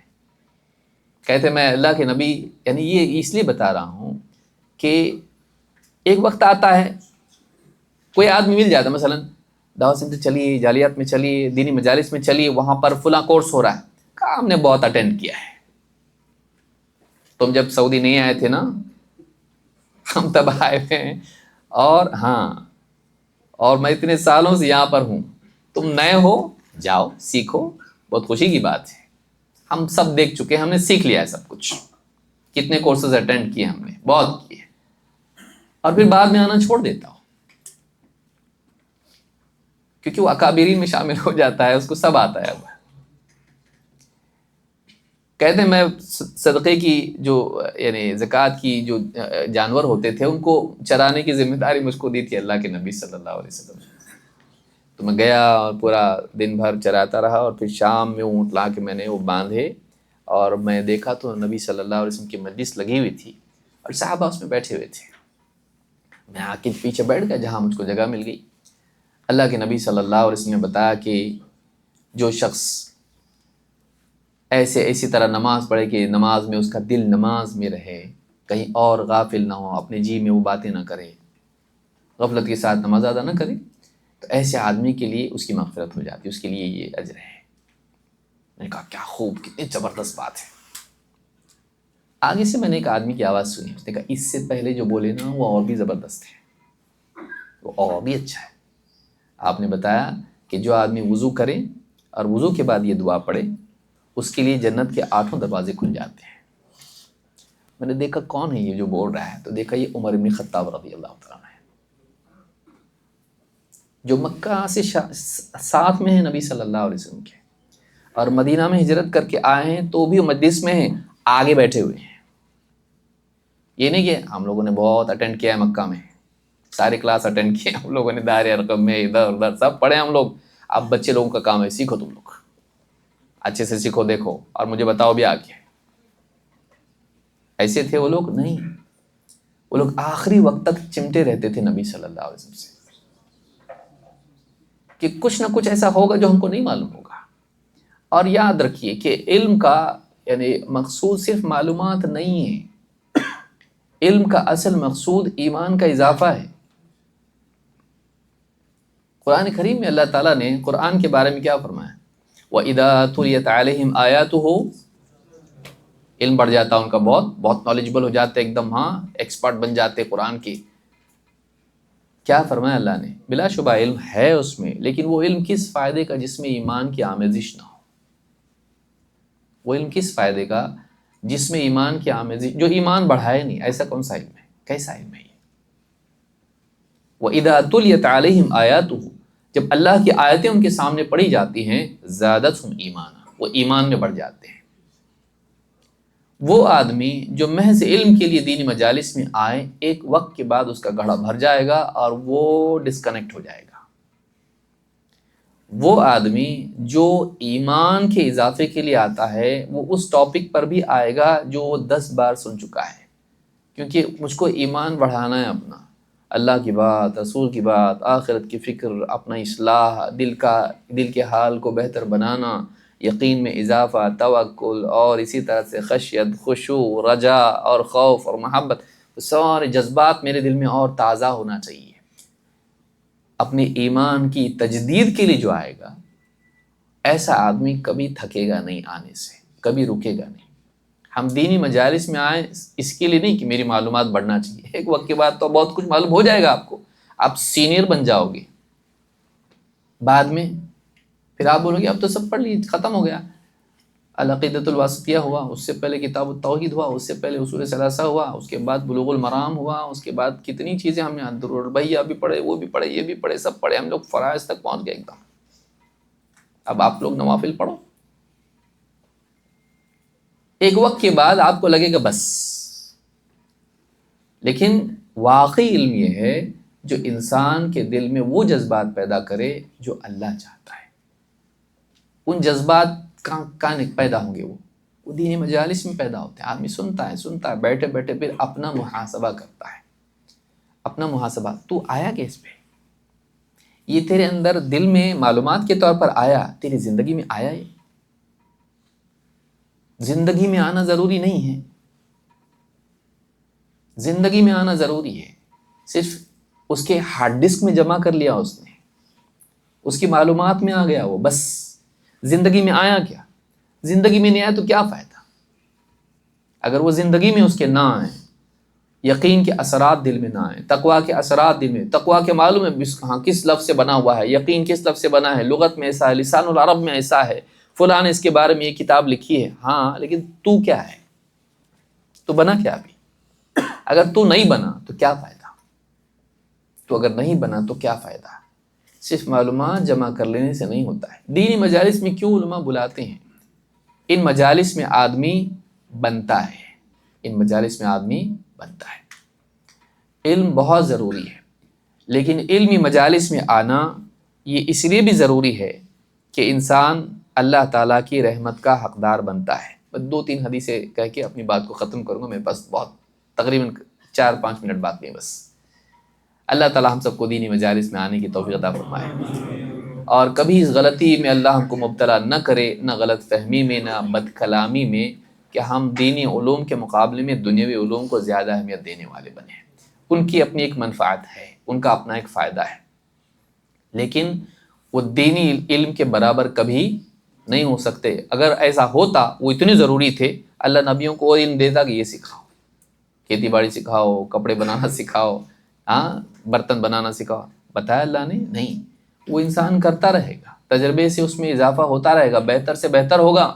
دینی علوم اللہ کی طرف سے آتے ہیں، ان میں بہتر سے بہتر کیا کریں گے؟ وہ اللہ نے دے دیا جو سب سے بہترین دے دیا، اللہ نے سب سے بہترین دے دیا، وہ ہے، وہ قیامت تک وہی رہے گا۔ اس کو اپڈیٹ نہیں، اپنے کو اپڈیٹ کرنا ہے، اس کو ہم اپڈیٹ نہیں کر سکتے ہیں۔ دینی علوم میں نہیں، دنیاوی علوم میں اپڈیٹ ہوتا ہے۔ ٹیکنالوجی اپڈیٹ، اپ گریڈ ہوتی ہے، اسی لیے آپ کا موبائل ہمیشہ وائی فائی میں جاتے ہی اپ گریڈ ہوتا ہے۔ کیوں؟ پہلے والا غلط تھا، کمزور تھا، اس میں کمیاں تھیں، اب آگے بڑھا رہے ہیں ہم۔ دینی علوم میں نہیں ہوگا، وہ اللہ کی طرف سے آئے ہیں، اللہ نے اس کو براہ راست نبیوں کو سکھایا ہے۔ تو دینی مجالس میں آنا، اس کی فضیلت کیا ہے؟ اللہ کے نبی صلی اللہ علیہ وسلم فرماتے ہیں، من غدا الی المسجد لا يريد الا ان يتعلم خيرا او يعلمه، جو صبح سویرے مسجد جائے اور اس کے سوا اس کی اور کوئی غرض نہ ہو کہ وہ علم سیکھے، خیر کا علم سیکھے یا سکھائے، خیر کا علم سیکھے یا سکھائے، بس اس نیت سے مسجد جائے، کان لہ کاجر حاج تاما حجتہ، اس کے لیے اجر کیسا ہے؟ حج کرنے والے کا اجر ہے، ایسا حج کرنے والا جس کے حج میں پرفیکشن ہو، کوئی کمی نہ ہو، کمال درجے میں سب برائیوں سے بچتے ہوئے اور سب خرابیوں سے بچتے ہوئے اچھے سے حج جو کرتا ہے، اس کا جو ثواب ہے وہ اس کو ملتا ہے۔ آپ کو یہ نہ بولے، یہ حدیث طبرانی کی اور شیخ الالبانی نے صحیح ترغیب میں کہا کہ یہ حدیث صحیح ہے۔ کوئی یہ نہ کہے پھر تو، اب ایسے بھی رہتے ہیں نا ہمارے پاس حکماء، حج کرنے کی ضرورت نہیں رہی، آپ ایسی حدیث صحیح نہیں لگ رہی مجھ کو یہ، کیونکہ اتنا بڑا ثواب خالی مسجد میں دین سیکھنے کے لیے جانے پہ نہیں ہو سکتا ہے، پھر اتنے سارے پیسے خرچ کر رہے وہ لوگ، ان کی مطلب کوئی فضیلت ہی نہیں رہی، پھر حج مت کرو، دینی مجلس میں جاؤ، کیا حدیث بتا دیا؟ ایسا نہیں ہے۔ اس کا بہت نفیس جواب اس طرح کی جتنی بھی احادیث ہیں ابن رجب رحمہ اللہ نے دیا ہے۔ انہوں نے کہا کہ جو حج کرتا ہے یا کوئی بھی نیکی کرتا ہے، اس کی نیکی 1 گناہ سے نہیں 10 گناہ سے شروع ہوتی ہے، اور 700 گناہ تک اس سے بھی زیادہ ہوتی ہے۔ الحسنۃ بعشر امثالھا، کہ آدمی 10 گناہ سے وہ شروع ہوتا ہے۔ تو نیکیوں کا جو معاملہ ہے، تضعیف جس کو آپ کہتے ہیں، ملٹیپلیکیشن، اس کا کئی گناہ ہو جانا، یہ عمل کرنے والے کے ہوتا ہے۔ تو جو حج کیا ہے اس کا 10 سے شروع ہو جاتا، اور کئی گناہ اور بھی ہو سکتا ہے، اس کے اخلاص، اس کے تقوی، اس کے اہتمام کی وجہ سے۔ لیکن اس طرح کی حدیثوں میں جو اجر آتا ہے وہ 10 گناہ والا نہیں ہوتا، کتنا ہوتا ہے؟ 1۔ تو دونوں برابر ہو سکتے نہیں، لیکن حج مل رہا نا، 1 بھی کیا کم ہے؟ 1 بھی تو بہت بڑی بات ہے، حج کا اجر اس کو ملتا ہے۔ تو یہ جو ثواب ہے یہ الگ ہے، عمل کرنے والا حج اس کا ثواب الگ ہے، اور اس سے فرضیت ساقط نہیں ہوگی حاجی صاحب کی۔ جس کا حج کا ارادہ ہو کہ میں حج کو تو نہیں جا رہا ہوں، پیسے بچ جائیں گے تو میں دینی مجلس میں چلا جاتا ہوں، تو یہ کیا صحیح ہے؟ یہ نہیں، بولے اجر تو مل رہا ہے نا مجھ کو، 1 نہیں 2 بار جاؤں گا میں بھائی، لیکن وہ حاجی ہو جائے گا، اس سے حج فریضہ ساقط ہوگا نہیں۔ تو اس سے فریضہ ساقط نہیں ہوتا ہے، اور تضعیف بھی، تضعیف کا مطلب کئی گناہ ہونا نہیں ہوتا، گناہ نہیں، گناہ ملٹیپلائی ہونا، اس کا 1 ہی ثواب ملے گا اس کو، 10 مرتبہ وہ ملٹیپلائی نہیں ہوگا۔ اسی طرح سے آپ دیکھیں اللہ کے نبی صلی اللہ علیہ وسلم نے فرمایا، من جاء مسجدی ھذا، جو ہماری اس مسجد میں آئے، لم یأتہ الا لخیر یتعلمہ او یعلمہ، وہ بس اس لیے آیا کہ خیر کا علم حاصل کرے، یا اگر اس کے پاس علم ہے تو کسی کو سکھائے، اقران کو، اپنے ساتھ والوں کو سکھائے، کسی کی نماز صحیح کر دی، کسی کا عقیدے کے بارے میں اس کو نصیحت کر دی، کسی کے اخلاق کے بارے میں اس کو سکھا دیا کوئی دین کی بات، فَهُوَ بِمَنزِلَةِ الْمُجَاهِدِ فِي سَبِيلِ اللَّهِ، اللہ کی راہ میں مجاہد کے مقام پر وہ ہے۔ ابن قیم رحمۃ اللہ علیہ فرماتے جہاد دو قسم کے ہیں، ایک علم سے ہوتا ہے، ایک تلوار سے ہوتا ہے، یعنی ہتھیار سے ہوتا ہے، لیکن علمی ہتھیار بیان اور حجت اور بیان والا جہاد جو ہے یہ زیادہ دونوں جہادوں میں بڑا جہاد ہے، کیونکہ سارے انبیوں نے جنگ کی ہاں بول رہے کچھ نہیں کی، سارے نبیوں نے، لیکن حق کی بات مخالفین کے سامنے پیش کرنا یہ سبھی نے کیا ہے۔ تو یہ جو جہاد ہے یہ افضل الجہادین، ابن قیم رحمۃ اللہ نے بات کی ہے، تو یہ بہت بڑا جہاد ہے۔ تو ایسا شخص جو علم سیکھے سکھائے، اس کا مقام کیسا ہے؟ یہ علمی جہاد کر سکتا ہے جو کہ بڑا جہاد ہے، دلوں سے گندگی کو نکال کے ہدایت کے راستے پر کسی کو ڈالنا۔ جنگ میں آپ کیا کرتے ہیں؟ مار ڈالیں گے دشمن کو، اسلام کو دشمن ہے، مار ڈالا آپ نے اس کو، ختم، وہ گیا جہنم میں۔ لیکن باطل کو آپ جب ختم کرتے ہو تو پھر اس کے اندر سے ایک اچھا انسان نکلتا ہے اور وہ جنت میں جاتا ہے۔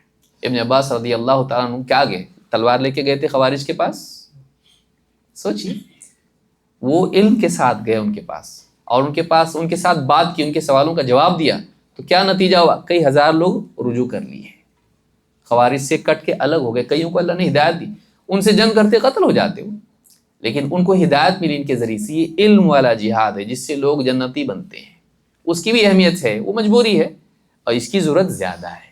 انبیاء آتے ہی جنگ نہیں کرتے ہیں، آتے ہی بات کرتے ہیں، سمجھاتے ہیں، اذهب الى فرعون انه طغى، تو پھر کیا کہا اس کو؟ فَقُولَا لَهُ قَوْلًا لَيِّنًا لَعَلَّهُ يَتَذَكَّرُ أَوْ يَخْشَىٰ، حق بات بولنے کی صلاحیت۔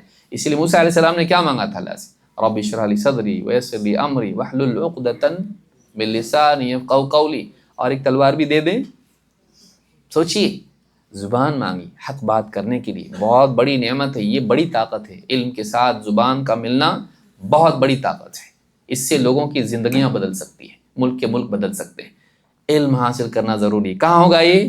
دینی مجالس میں۔ آخری حدیث بتا کے اپنی بات میں ختم کروں گا۔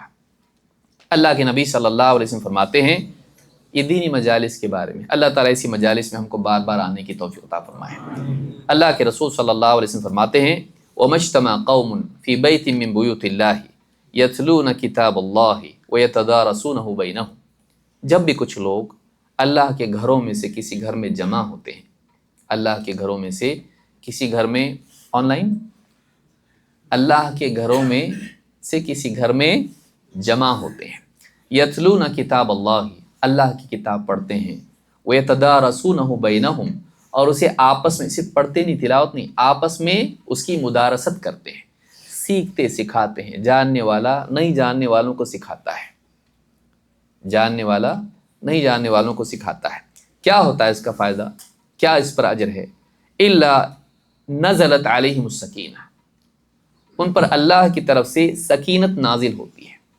یہ اللہ کی خاص نعمت ہے جو اللہ کے بندوں پر نازل ہوتی ہے اس طرح کی مجلسوں میں۔ آن لائن اکیلے تنہا کتاب پڑھ رہا ہے، یہ فضیلت جمع ہونے پر ہے، جمع ہونے پر ہے، قرآن کی بات اور قرآن کے ضمن میں سنت اپنے آپ آئے گی۔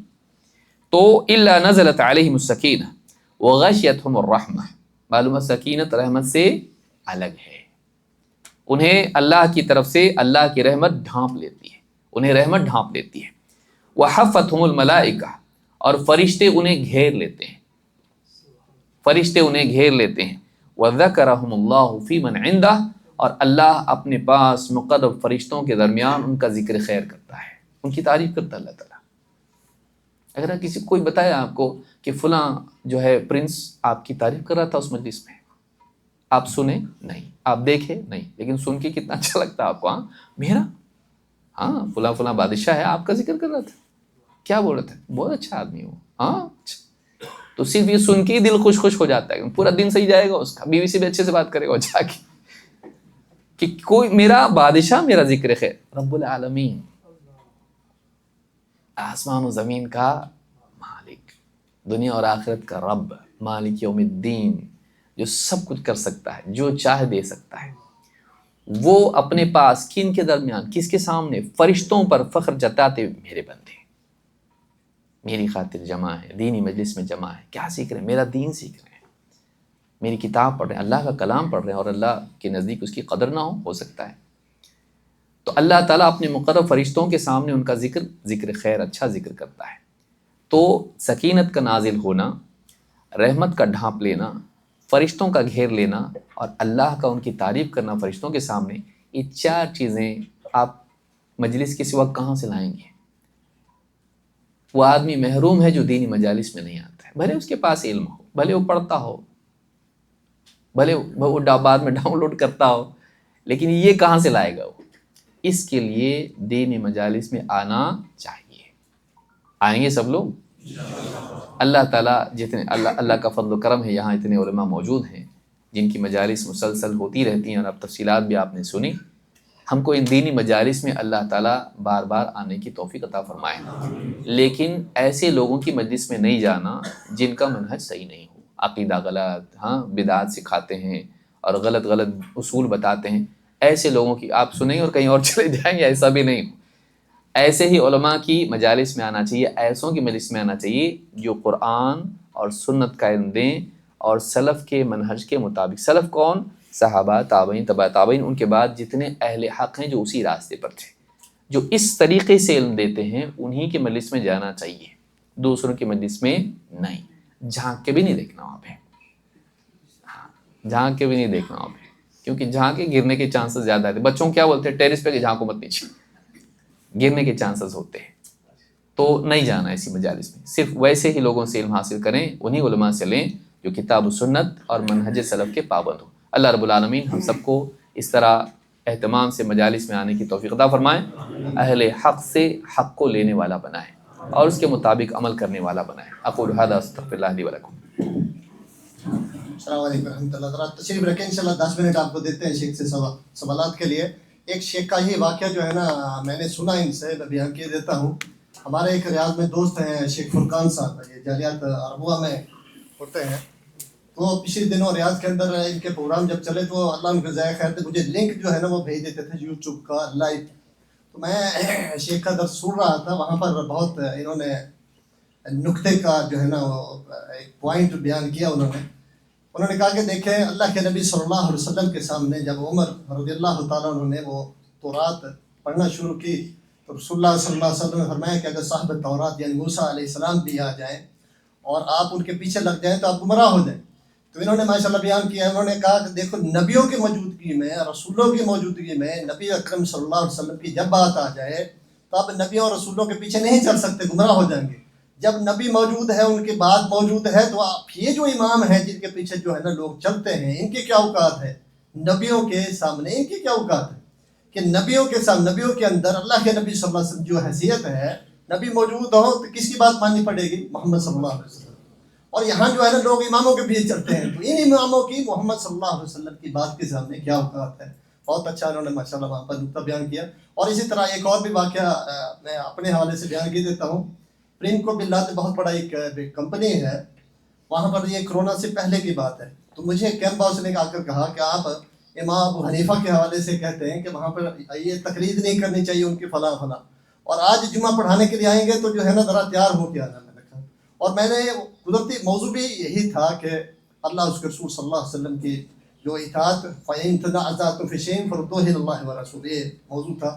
تو جب میں باہر نکلا تو وہ کیمپ ہاؤس جو تھا بنگلہ دیش سے اس کا تعلق تھا، کم از کم 20 آدمیوں کے ساتھ کھڑا ہوا باہر. تو مجھے کہنے لگے کہ دیکھو آپ اس طرح جو ہے نا امام ابو حنیفہ کے بارے میں نے کہا میں نے تو ان کے خلاف کبھی کوئی بات نہیں کی، آپ کیا کہنا چاہتے ہیں؟ انہوں نے کہا کہ دیکھو یہ امام اعظم کون ہے؟ میں نے کہا محمد رسول اللہ صلی اللہ علیہ وسلم. جب یہ بات میں نے بات کی تو وہ سارے خاموش ہو گئے، سب 1 2 3 4 کر کے سارے وہاں سے کھسک گئے، سوائے 2 ایک وہ کیمپ ہاؤس کھڑا رہا اور دوسرا جو ہے نا ایک اور ساتھی کھڑا رہا. میں نے بولا آپ کیا کرتے نہیں، آپ نے جواب ہی ایسے دیا، اب ہم آپ سے بات کر ہی نہیں سکتے. الحمدللہ اس وقت سے لے کر کے آج تک اس بات کو تقریباً 7 سال ہو گئے ہیں. اور الحمدللہ میں نے یہ جمعے کے حوالے سے کہا کہ 15 جمعے جو ہے نا الحمدللہ اس مکتب کے تھرو میری الحمدللہ اس سپرویژن میں ہوتے ہیں، اور 30,000 کے قریب الحمدللہ ان کیمپس کے اندر لوگ موجود ہیں. کبھی بھی نہ کوئی پھٹا ہوتا ہے، قال اللہ تعالیٰ قال رسول اللہ صلی اللہ علیہ وسلم جو ہے نا بیان کیا جاتا ہے. اور اللہ جزائے خیر دے حکومت وقت کو، سعودی عرب کی جو حکومت ہے یہ آل سعود کی حکومت وزارت شؤون اسلامیہ کے، کہ الحمدللہ یہ ہمارے ساتھ بہت تعاون کرتے ہیں اور تشریح کے حوالے سے اور یہ جو دروس ہوتے ہیں ان کے سپرویژن کے حوالے سے ایک ایک ریکارڈ ان کے پاس موجود ہوتا ہے، اور باقاعدہ ان کی طرف سے کہا جاتا ہے یہاں قال اللہ تعالیٰ کا رسول اللہ صلی اللہ علیہ وسلم ہی بیان ہونا چاہیے، اور اس کے علاوہ کوئی اور منہج جو ہے نا یا عقیدہ بیان نہیں ہونا چاہیے۔ تو میں شیخ سے درخواست کرتا ہوں کہ 10 منٹ میں اگر ساتھیوں میں سے کوئی جو ہے نا وہ سوال کرنا چاہتا ہے سوال پوچھ لے، اور شیخ انشاءاللہ ان کا جواب دیں گے۔ جزاک اللہ خیر۔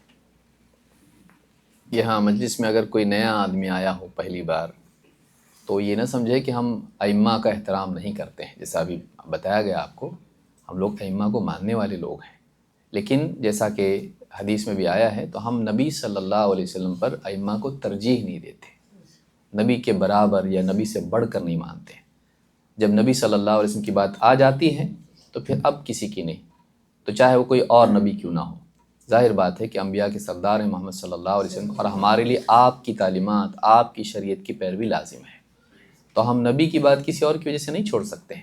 تو ائمہ کا احترام سبھی یعنی سلفی اہل حدیث علماء کرتے ہیں، لیکن اس کا یہ مطلب نہیں ہے کہ ہم نبی کے برابر کر دیں ان کو، لیکن یہ بھی مطلب نہیں کہ ہم ائمہ کا احترام نہیں کرتے، ان کو بہت اونچا مانتے ہیں، ان کا احترام عزت کرتے ہیں، ان کے علم سے استفادہ بھی کرتے ہیں، ان کی کتابیں پڑھتے ہیں، لیکن کوئی بات اگر ان کی اگر نبی صلی اللہ علیہ وسلم کی حدیث سے ٹکراتی ہو تو ہم اس کو چھوڑ دیتے ہیں، ائمہ کو نہیں چھوڑتے ہیں، ان کی وہ بات چھوڑ دیتے ہیں، اس کو یاد رکھیے۔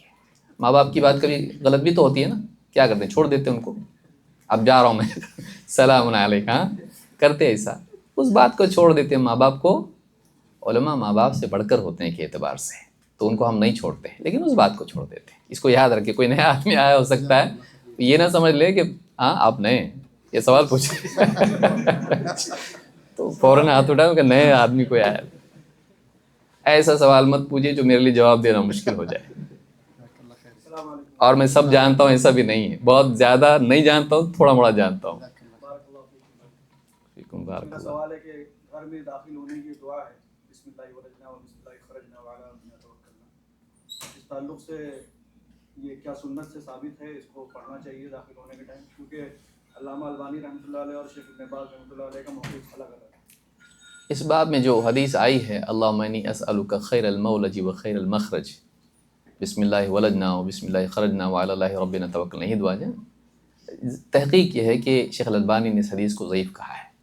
اب بعض ائمہ کی تحقیق الگ ہوتی ہے، روات کی فرق کی وجہ سے یا کسی اور وجہ سے، بعض علماء طریق کی وجہ سے حدیثوں کو حسن لغیرہ کے درجے میں رکھتے ہیں، بعض اس حدیث پر جرح کرتے ہیں، کہتے ہیں راوی اس درجے کا نہیں ہے کہ یہ مختلف سندوں سے اس حدیث کو تقویت حاصل ہو۔ تو جہاں تک ہماری تحقیق ہے وہ یہی ہے کہ یہ حدیث صحیح نہیں ہے، لیکن اس باب میں کسی عالم پر سخت کلامی بھی نہیں کرنا چاہیے، کیسا انہوں نے ضعیف حدیث کو صحیح بول دیا یا کیسا انہوں نے صحیح حدیث کو ضعیف بتا دیا، یا دونوں سے ناراض ہو جانا، یہ عالموں کا ایسے ہی رہتا ہے، ایک صحیح بولتا ہے ایک ضعیف بولتا ہے، تو ہم کیا کریں، عالموں سے ہم دوری ہو جاتے ہیں، نہیں کرنا چاہیے۔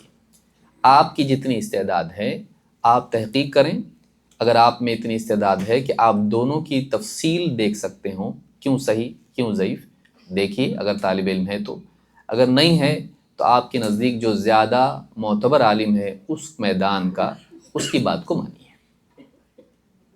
اگر فقہ کا مسئلہ ہے، حدیث کا مسئلہ ہے، تفسیر کا مسئلہ ہے، ہر میدان میں کوئی متخصص ہوتا ہے اور بڑے بڑے اتنے علماء ہوتے ہیں، اگر آپ کے پاس تحقیق کی استطاعت نہیں ہے تو آپ اس عالم کی بات کو مانیے اور کوشش کیجیے کہ دلائل آپ دیکھیں۔ یہ میں اس کے لیے کہہ رہا ہوں جو بالکل عاجز ہو، لیکن اگر تحقیق کر سکتا ہو تحقیق کریں، علماء سے، اپنے قریب کے علماء سے پوچھے کہ یہ دونوں میں کیا مسئلہ راجح ہے، کیا صحیح ہے، وہ تفصیل آپ کو بتائے گا اور آپ کو سمجھ میں آئے گی بات انشاءاللہ۔ سوال یہ ہے کہ ایک کامن لیما یعنی کہ عالم نہیں ہے، مسلمان ہے، اس کو نجات پانے کے لیے جنت میں جانا ہے، جہنم سے بچ جانا ہے، کم سے کم کتنا علم حاصل کرنا چاہیے؟ اس کے لیے کم سے کم وہ یعنی جو بتایا اللہ تعالیٰ نے ایک صورت میں جمع کیا ہے، والعصر ان الانسان لفی خسر الا الذین آمنوا وعملوا الصالحات وتواصوا بالحق وتواصوا بالصبر۔ یہ چھوٹا برنامہ جو ہے اجمالی طور پر کہ اپنے عقیدے کو صحیح کرنا چاہیے، ایسا علم، اتنا علم حاصل کرے کہ عقیدے میں خلل نہ رہے، اعمال کے اعتبار سے جن اعمال کا وہ مکلف ہے ان اعمال کا علم حاصل کرے، اگر زکوٰۃ ہے تو زکوٰۃ کا بھی کرنا پڑے گا حاصل، مال ہے تو حج اور عمرے کے بارے میں بھی، اور اگر نہیں ہے، تاجر ہے تو تجارت کے میدان میں، کھیتی باڑی کرتا ہے تو کھیتی باڑی کا، اس کو تجارت کا علم اس پہ نہیں ہے، الا یہ کہ کھیتی باڑی میں بیچنا خریدنا بھی آتا ہو تو وہ بھی آ جائے گا اس کے لیے، تو اتنا علم اس کے پاس چاہیے. پھر اس کے علاوہ اس کو اصلاح سماج میں کیسے کرنا ہے، اپنے گھر سے شروع کرنا ہے. وہ انفسکم و اہلیکم نارا، اپنے آپ کو اور اپنے گھر والوں کو جہنم کی آگ سے بچاؤ. تو اس اعتبار سے بھی اس کو کہ گھر والوں کی تربیت کیسے کرنا ہے. تو اس میں 5 شعبے علماء نے بتائے ہیں. ان کا اپنی ذات سے متعلق جتنا مکلف ہے علم حاصل کرنا چاہیے. عقائد، عبادات، معاملات، اخلاقیات، اور اسی طرح سے معاشرت یا اسلامی آداب. اخلاق اور آداب کو میں الگ کر رہا ہوں کیونکہ اخلاق میں زیادہ تر صفات سے متعلق زیادہ ہوگا، سلوک سے متعلق ہوگا. آداب میں کیسے کھانا، کیسے کپڑے پہننا وغیرہ جتنی چیزیں آتی ہیں آپ اس میں جمع کر سکتے ہیں، ضم بھی کر سکتے ہیں، الگ بھی کر سکتے ہیں. تو اس اعتبار سے آدمی اتنا علم حاصل کرے جتنا اس کی زندگی میں اس کو کرنا پڑتا ہے. تو کیا ماننا ہے، کس کا انکار کرنا ہے، کیا کرنا ہے، کیا نہیں کرنا ہے، یہ 4 چیزیں ان کے تعلق سے علم حاصل کرے. اب ہر آدمی الگ الگ مکلف ہوگا. میں کتنا مکلف ہوں، اب میں کسی عالم کے پاس جا کے بیٹھوں گا دینی مجلس میں، اسی بارے میں ہم بات کر رہے ہیں، اس سے پوچھوں گا میرے اوپر کیا ہے، وہ آپ کو بتائے گا کہ آپ کے ذمہ اتنا ہے. تو کوئی ایک جواب نہیں دے سکتے اس میں. اس مجلس میں جتنے لوگ بیٹھے ہیں ان کے لیے الگ الگ علم فرض ہوگا، سب پر برابر نہیں ہوگا. لیکن توحید، الصلاح، طہارت اور اخلاق اور حقوق اور ماں باپ سے سلوک، بیوی کے حقوق، بچوں کے حقوق، تقریباً سبھی کے لیے کبھی نہ کبھی آج ہیں. کچھ لوگ شادی نہیں ہوئی تو تھوڑے دن کے بعد ان کا نمبر لگنے والا ہے، تو ان پر بھی وہ ذمہ داری آئے گی. تو آدمی جس چیز کے عمل کا مکلف ہے اس کے علم کا بھی مکلف ہے. جس کا عمل ضروری، علم بھی ضروری ہے. عمل سے پہلے علم حاصل کرنا. جو عمل کرنے جا رہا ہے اس سے پہلے علم حاصل کرے. جیسے عمر بن خطاب رضی اللہ عنہ کہتے تھے تفقہوا قبل ان تسودوا، علم حاصل کرو اس سے پہلے کہ تم کو سرداری ملے. کیونکہ سردار بن جاؤ گے، نمبر 1 بزی ہو جاؤ گے، ٹائم نہیں ملے گا. دوسرا یہ کہ تمہارے اوپر ذمہ داریاں آئیں گی، تم کو فیصلے کرنے پڑیں گے. تو جب علم نہیں ہوگا غلط فیصلے کرو گے.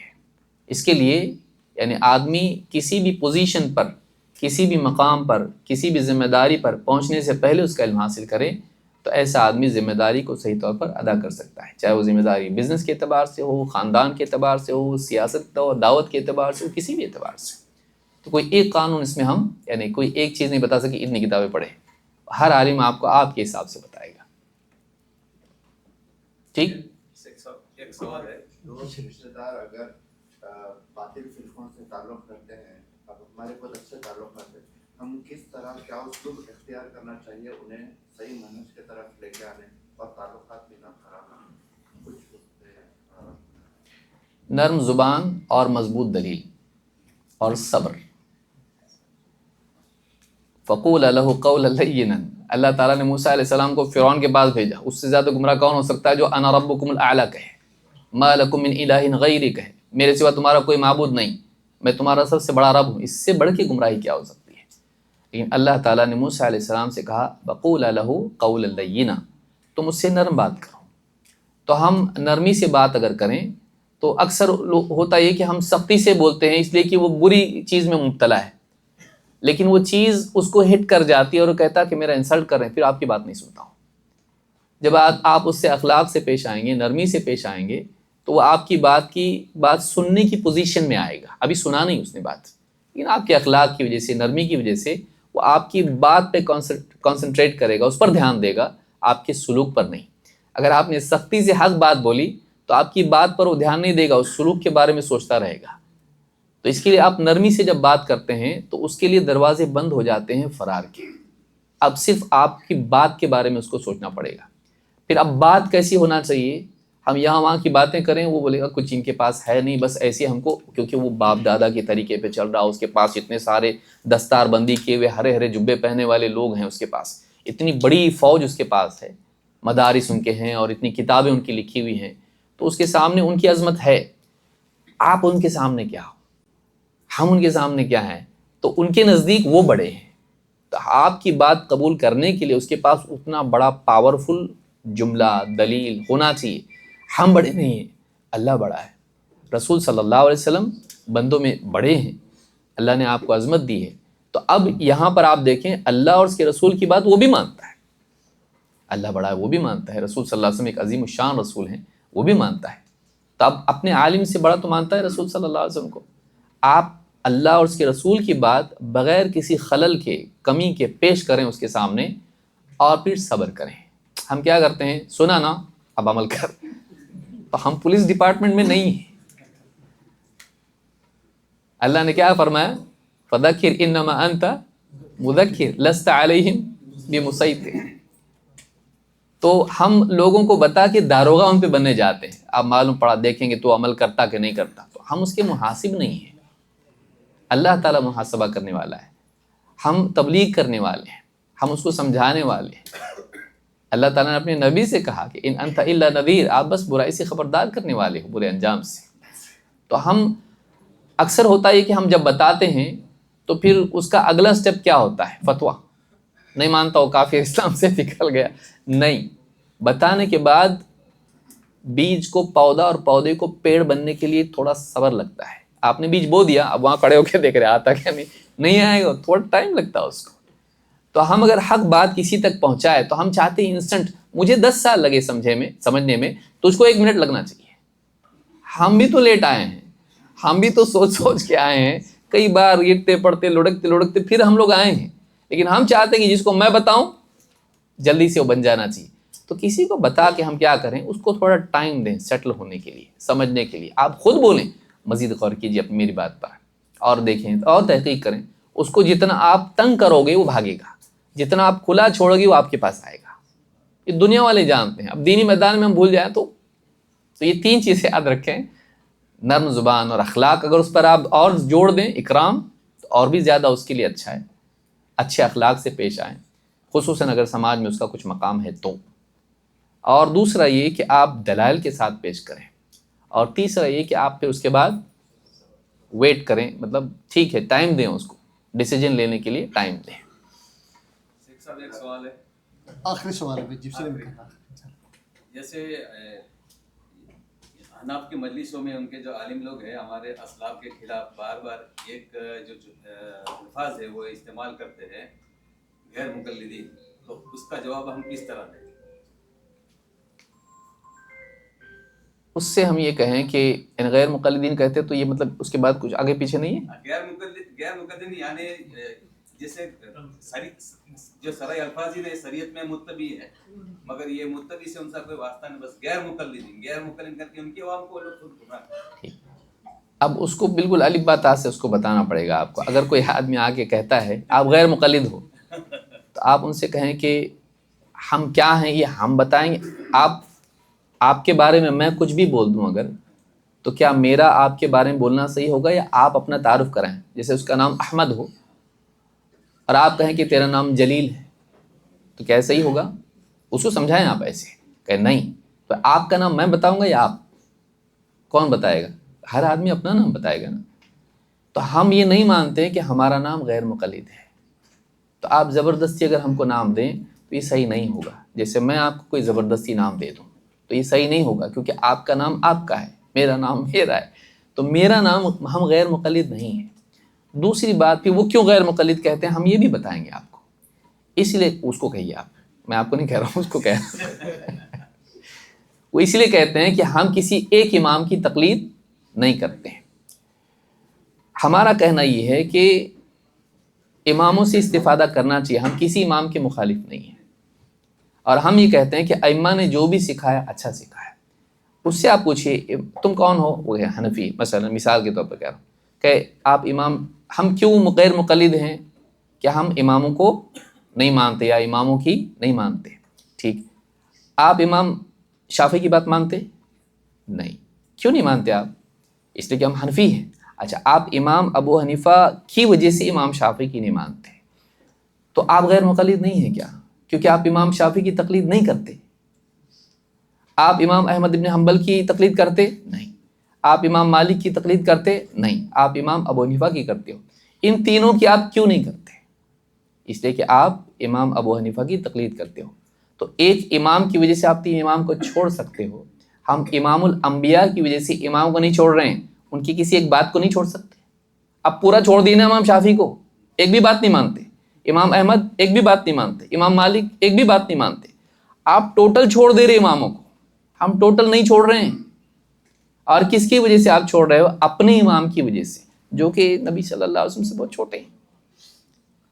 تو آپ اماموں کی وجہ سے اگر 3 اماموں کو چھوڑ سکتے ہو, تو ہم نبی صلی اللہ علیہ وسلم جو سارے نبیوں کے اور آپ کے چاروں اور ہمارے چاروں اماموں کے امام ہیں، ان کی وجہ سے ان اماموں کے 3 قول کو نہیں چھوڑ سکتے، تو اس کی وجہ سے ہم غیر مقلد ہو گئے اور آپ مقلد باقی ہو. کیسے؟ آپ اس کو متبع وغیرہ بولو گے نا، بولے گا یہ سب آٹا باز. جیسا سمجھ میں آتا ہے ویسے ہی سمجھانا چاہیے اس کو. یہ موٹا موٹا جواب ہے، اور بھی اچھا بتا سکتے ہیں، اس سے اچھا بتا سکتے ہیں.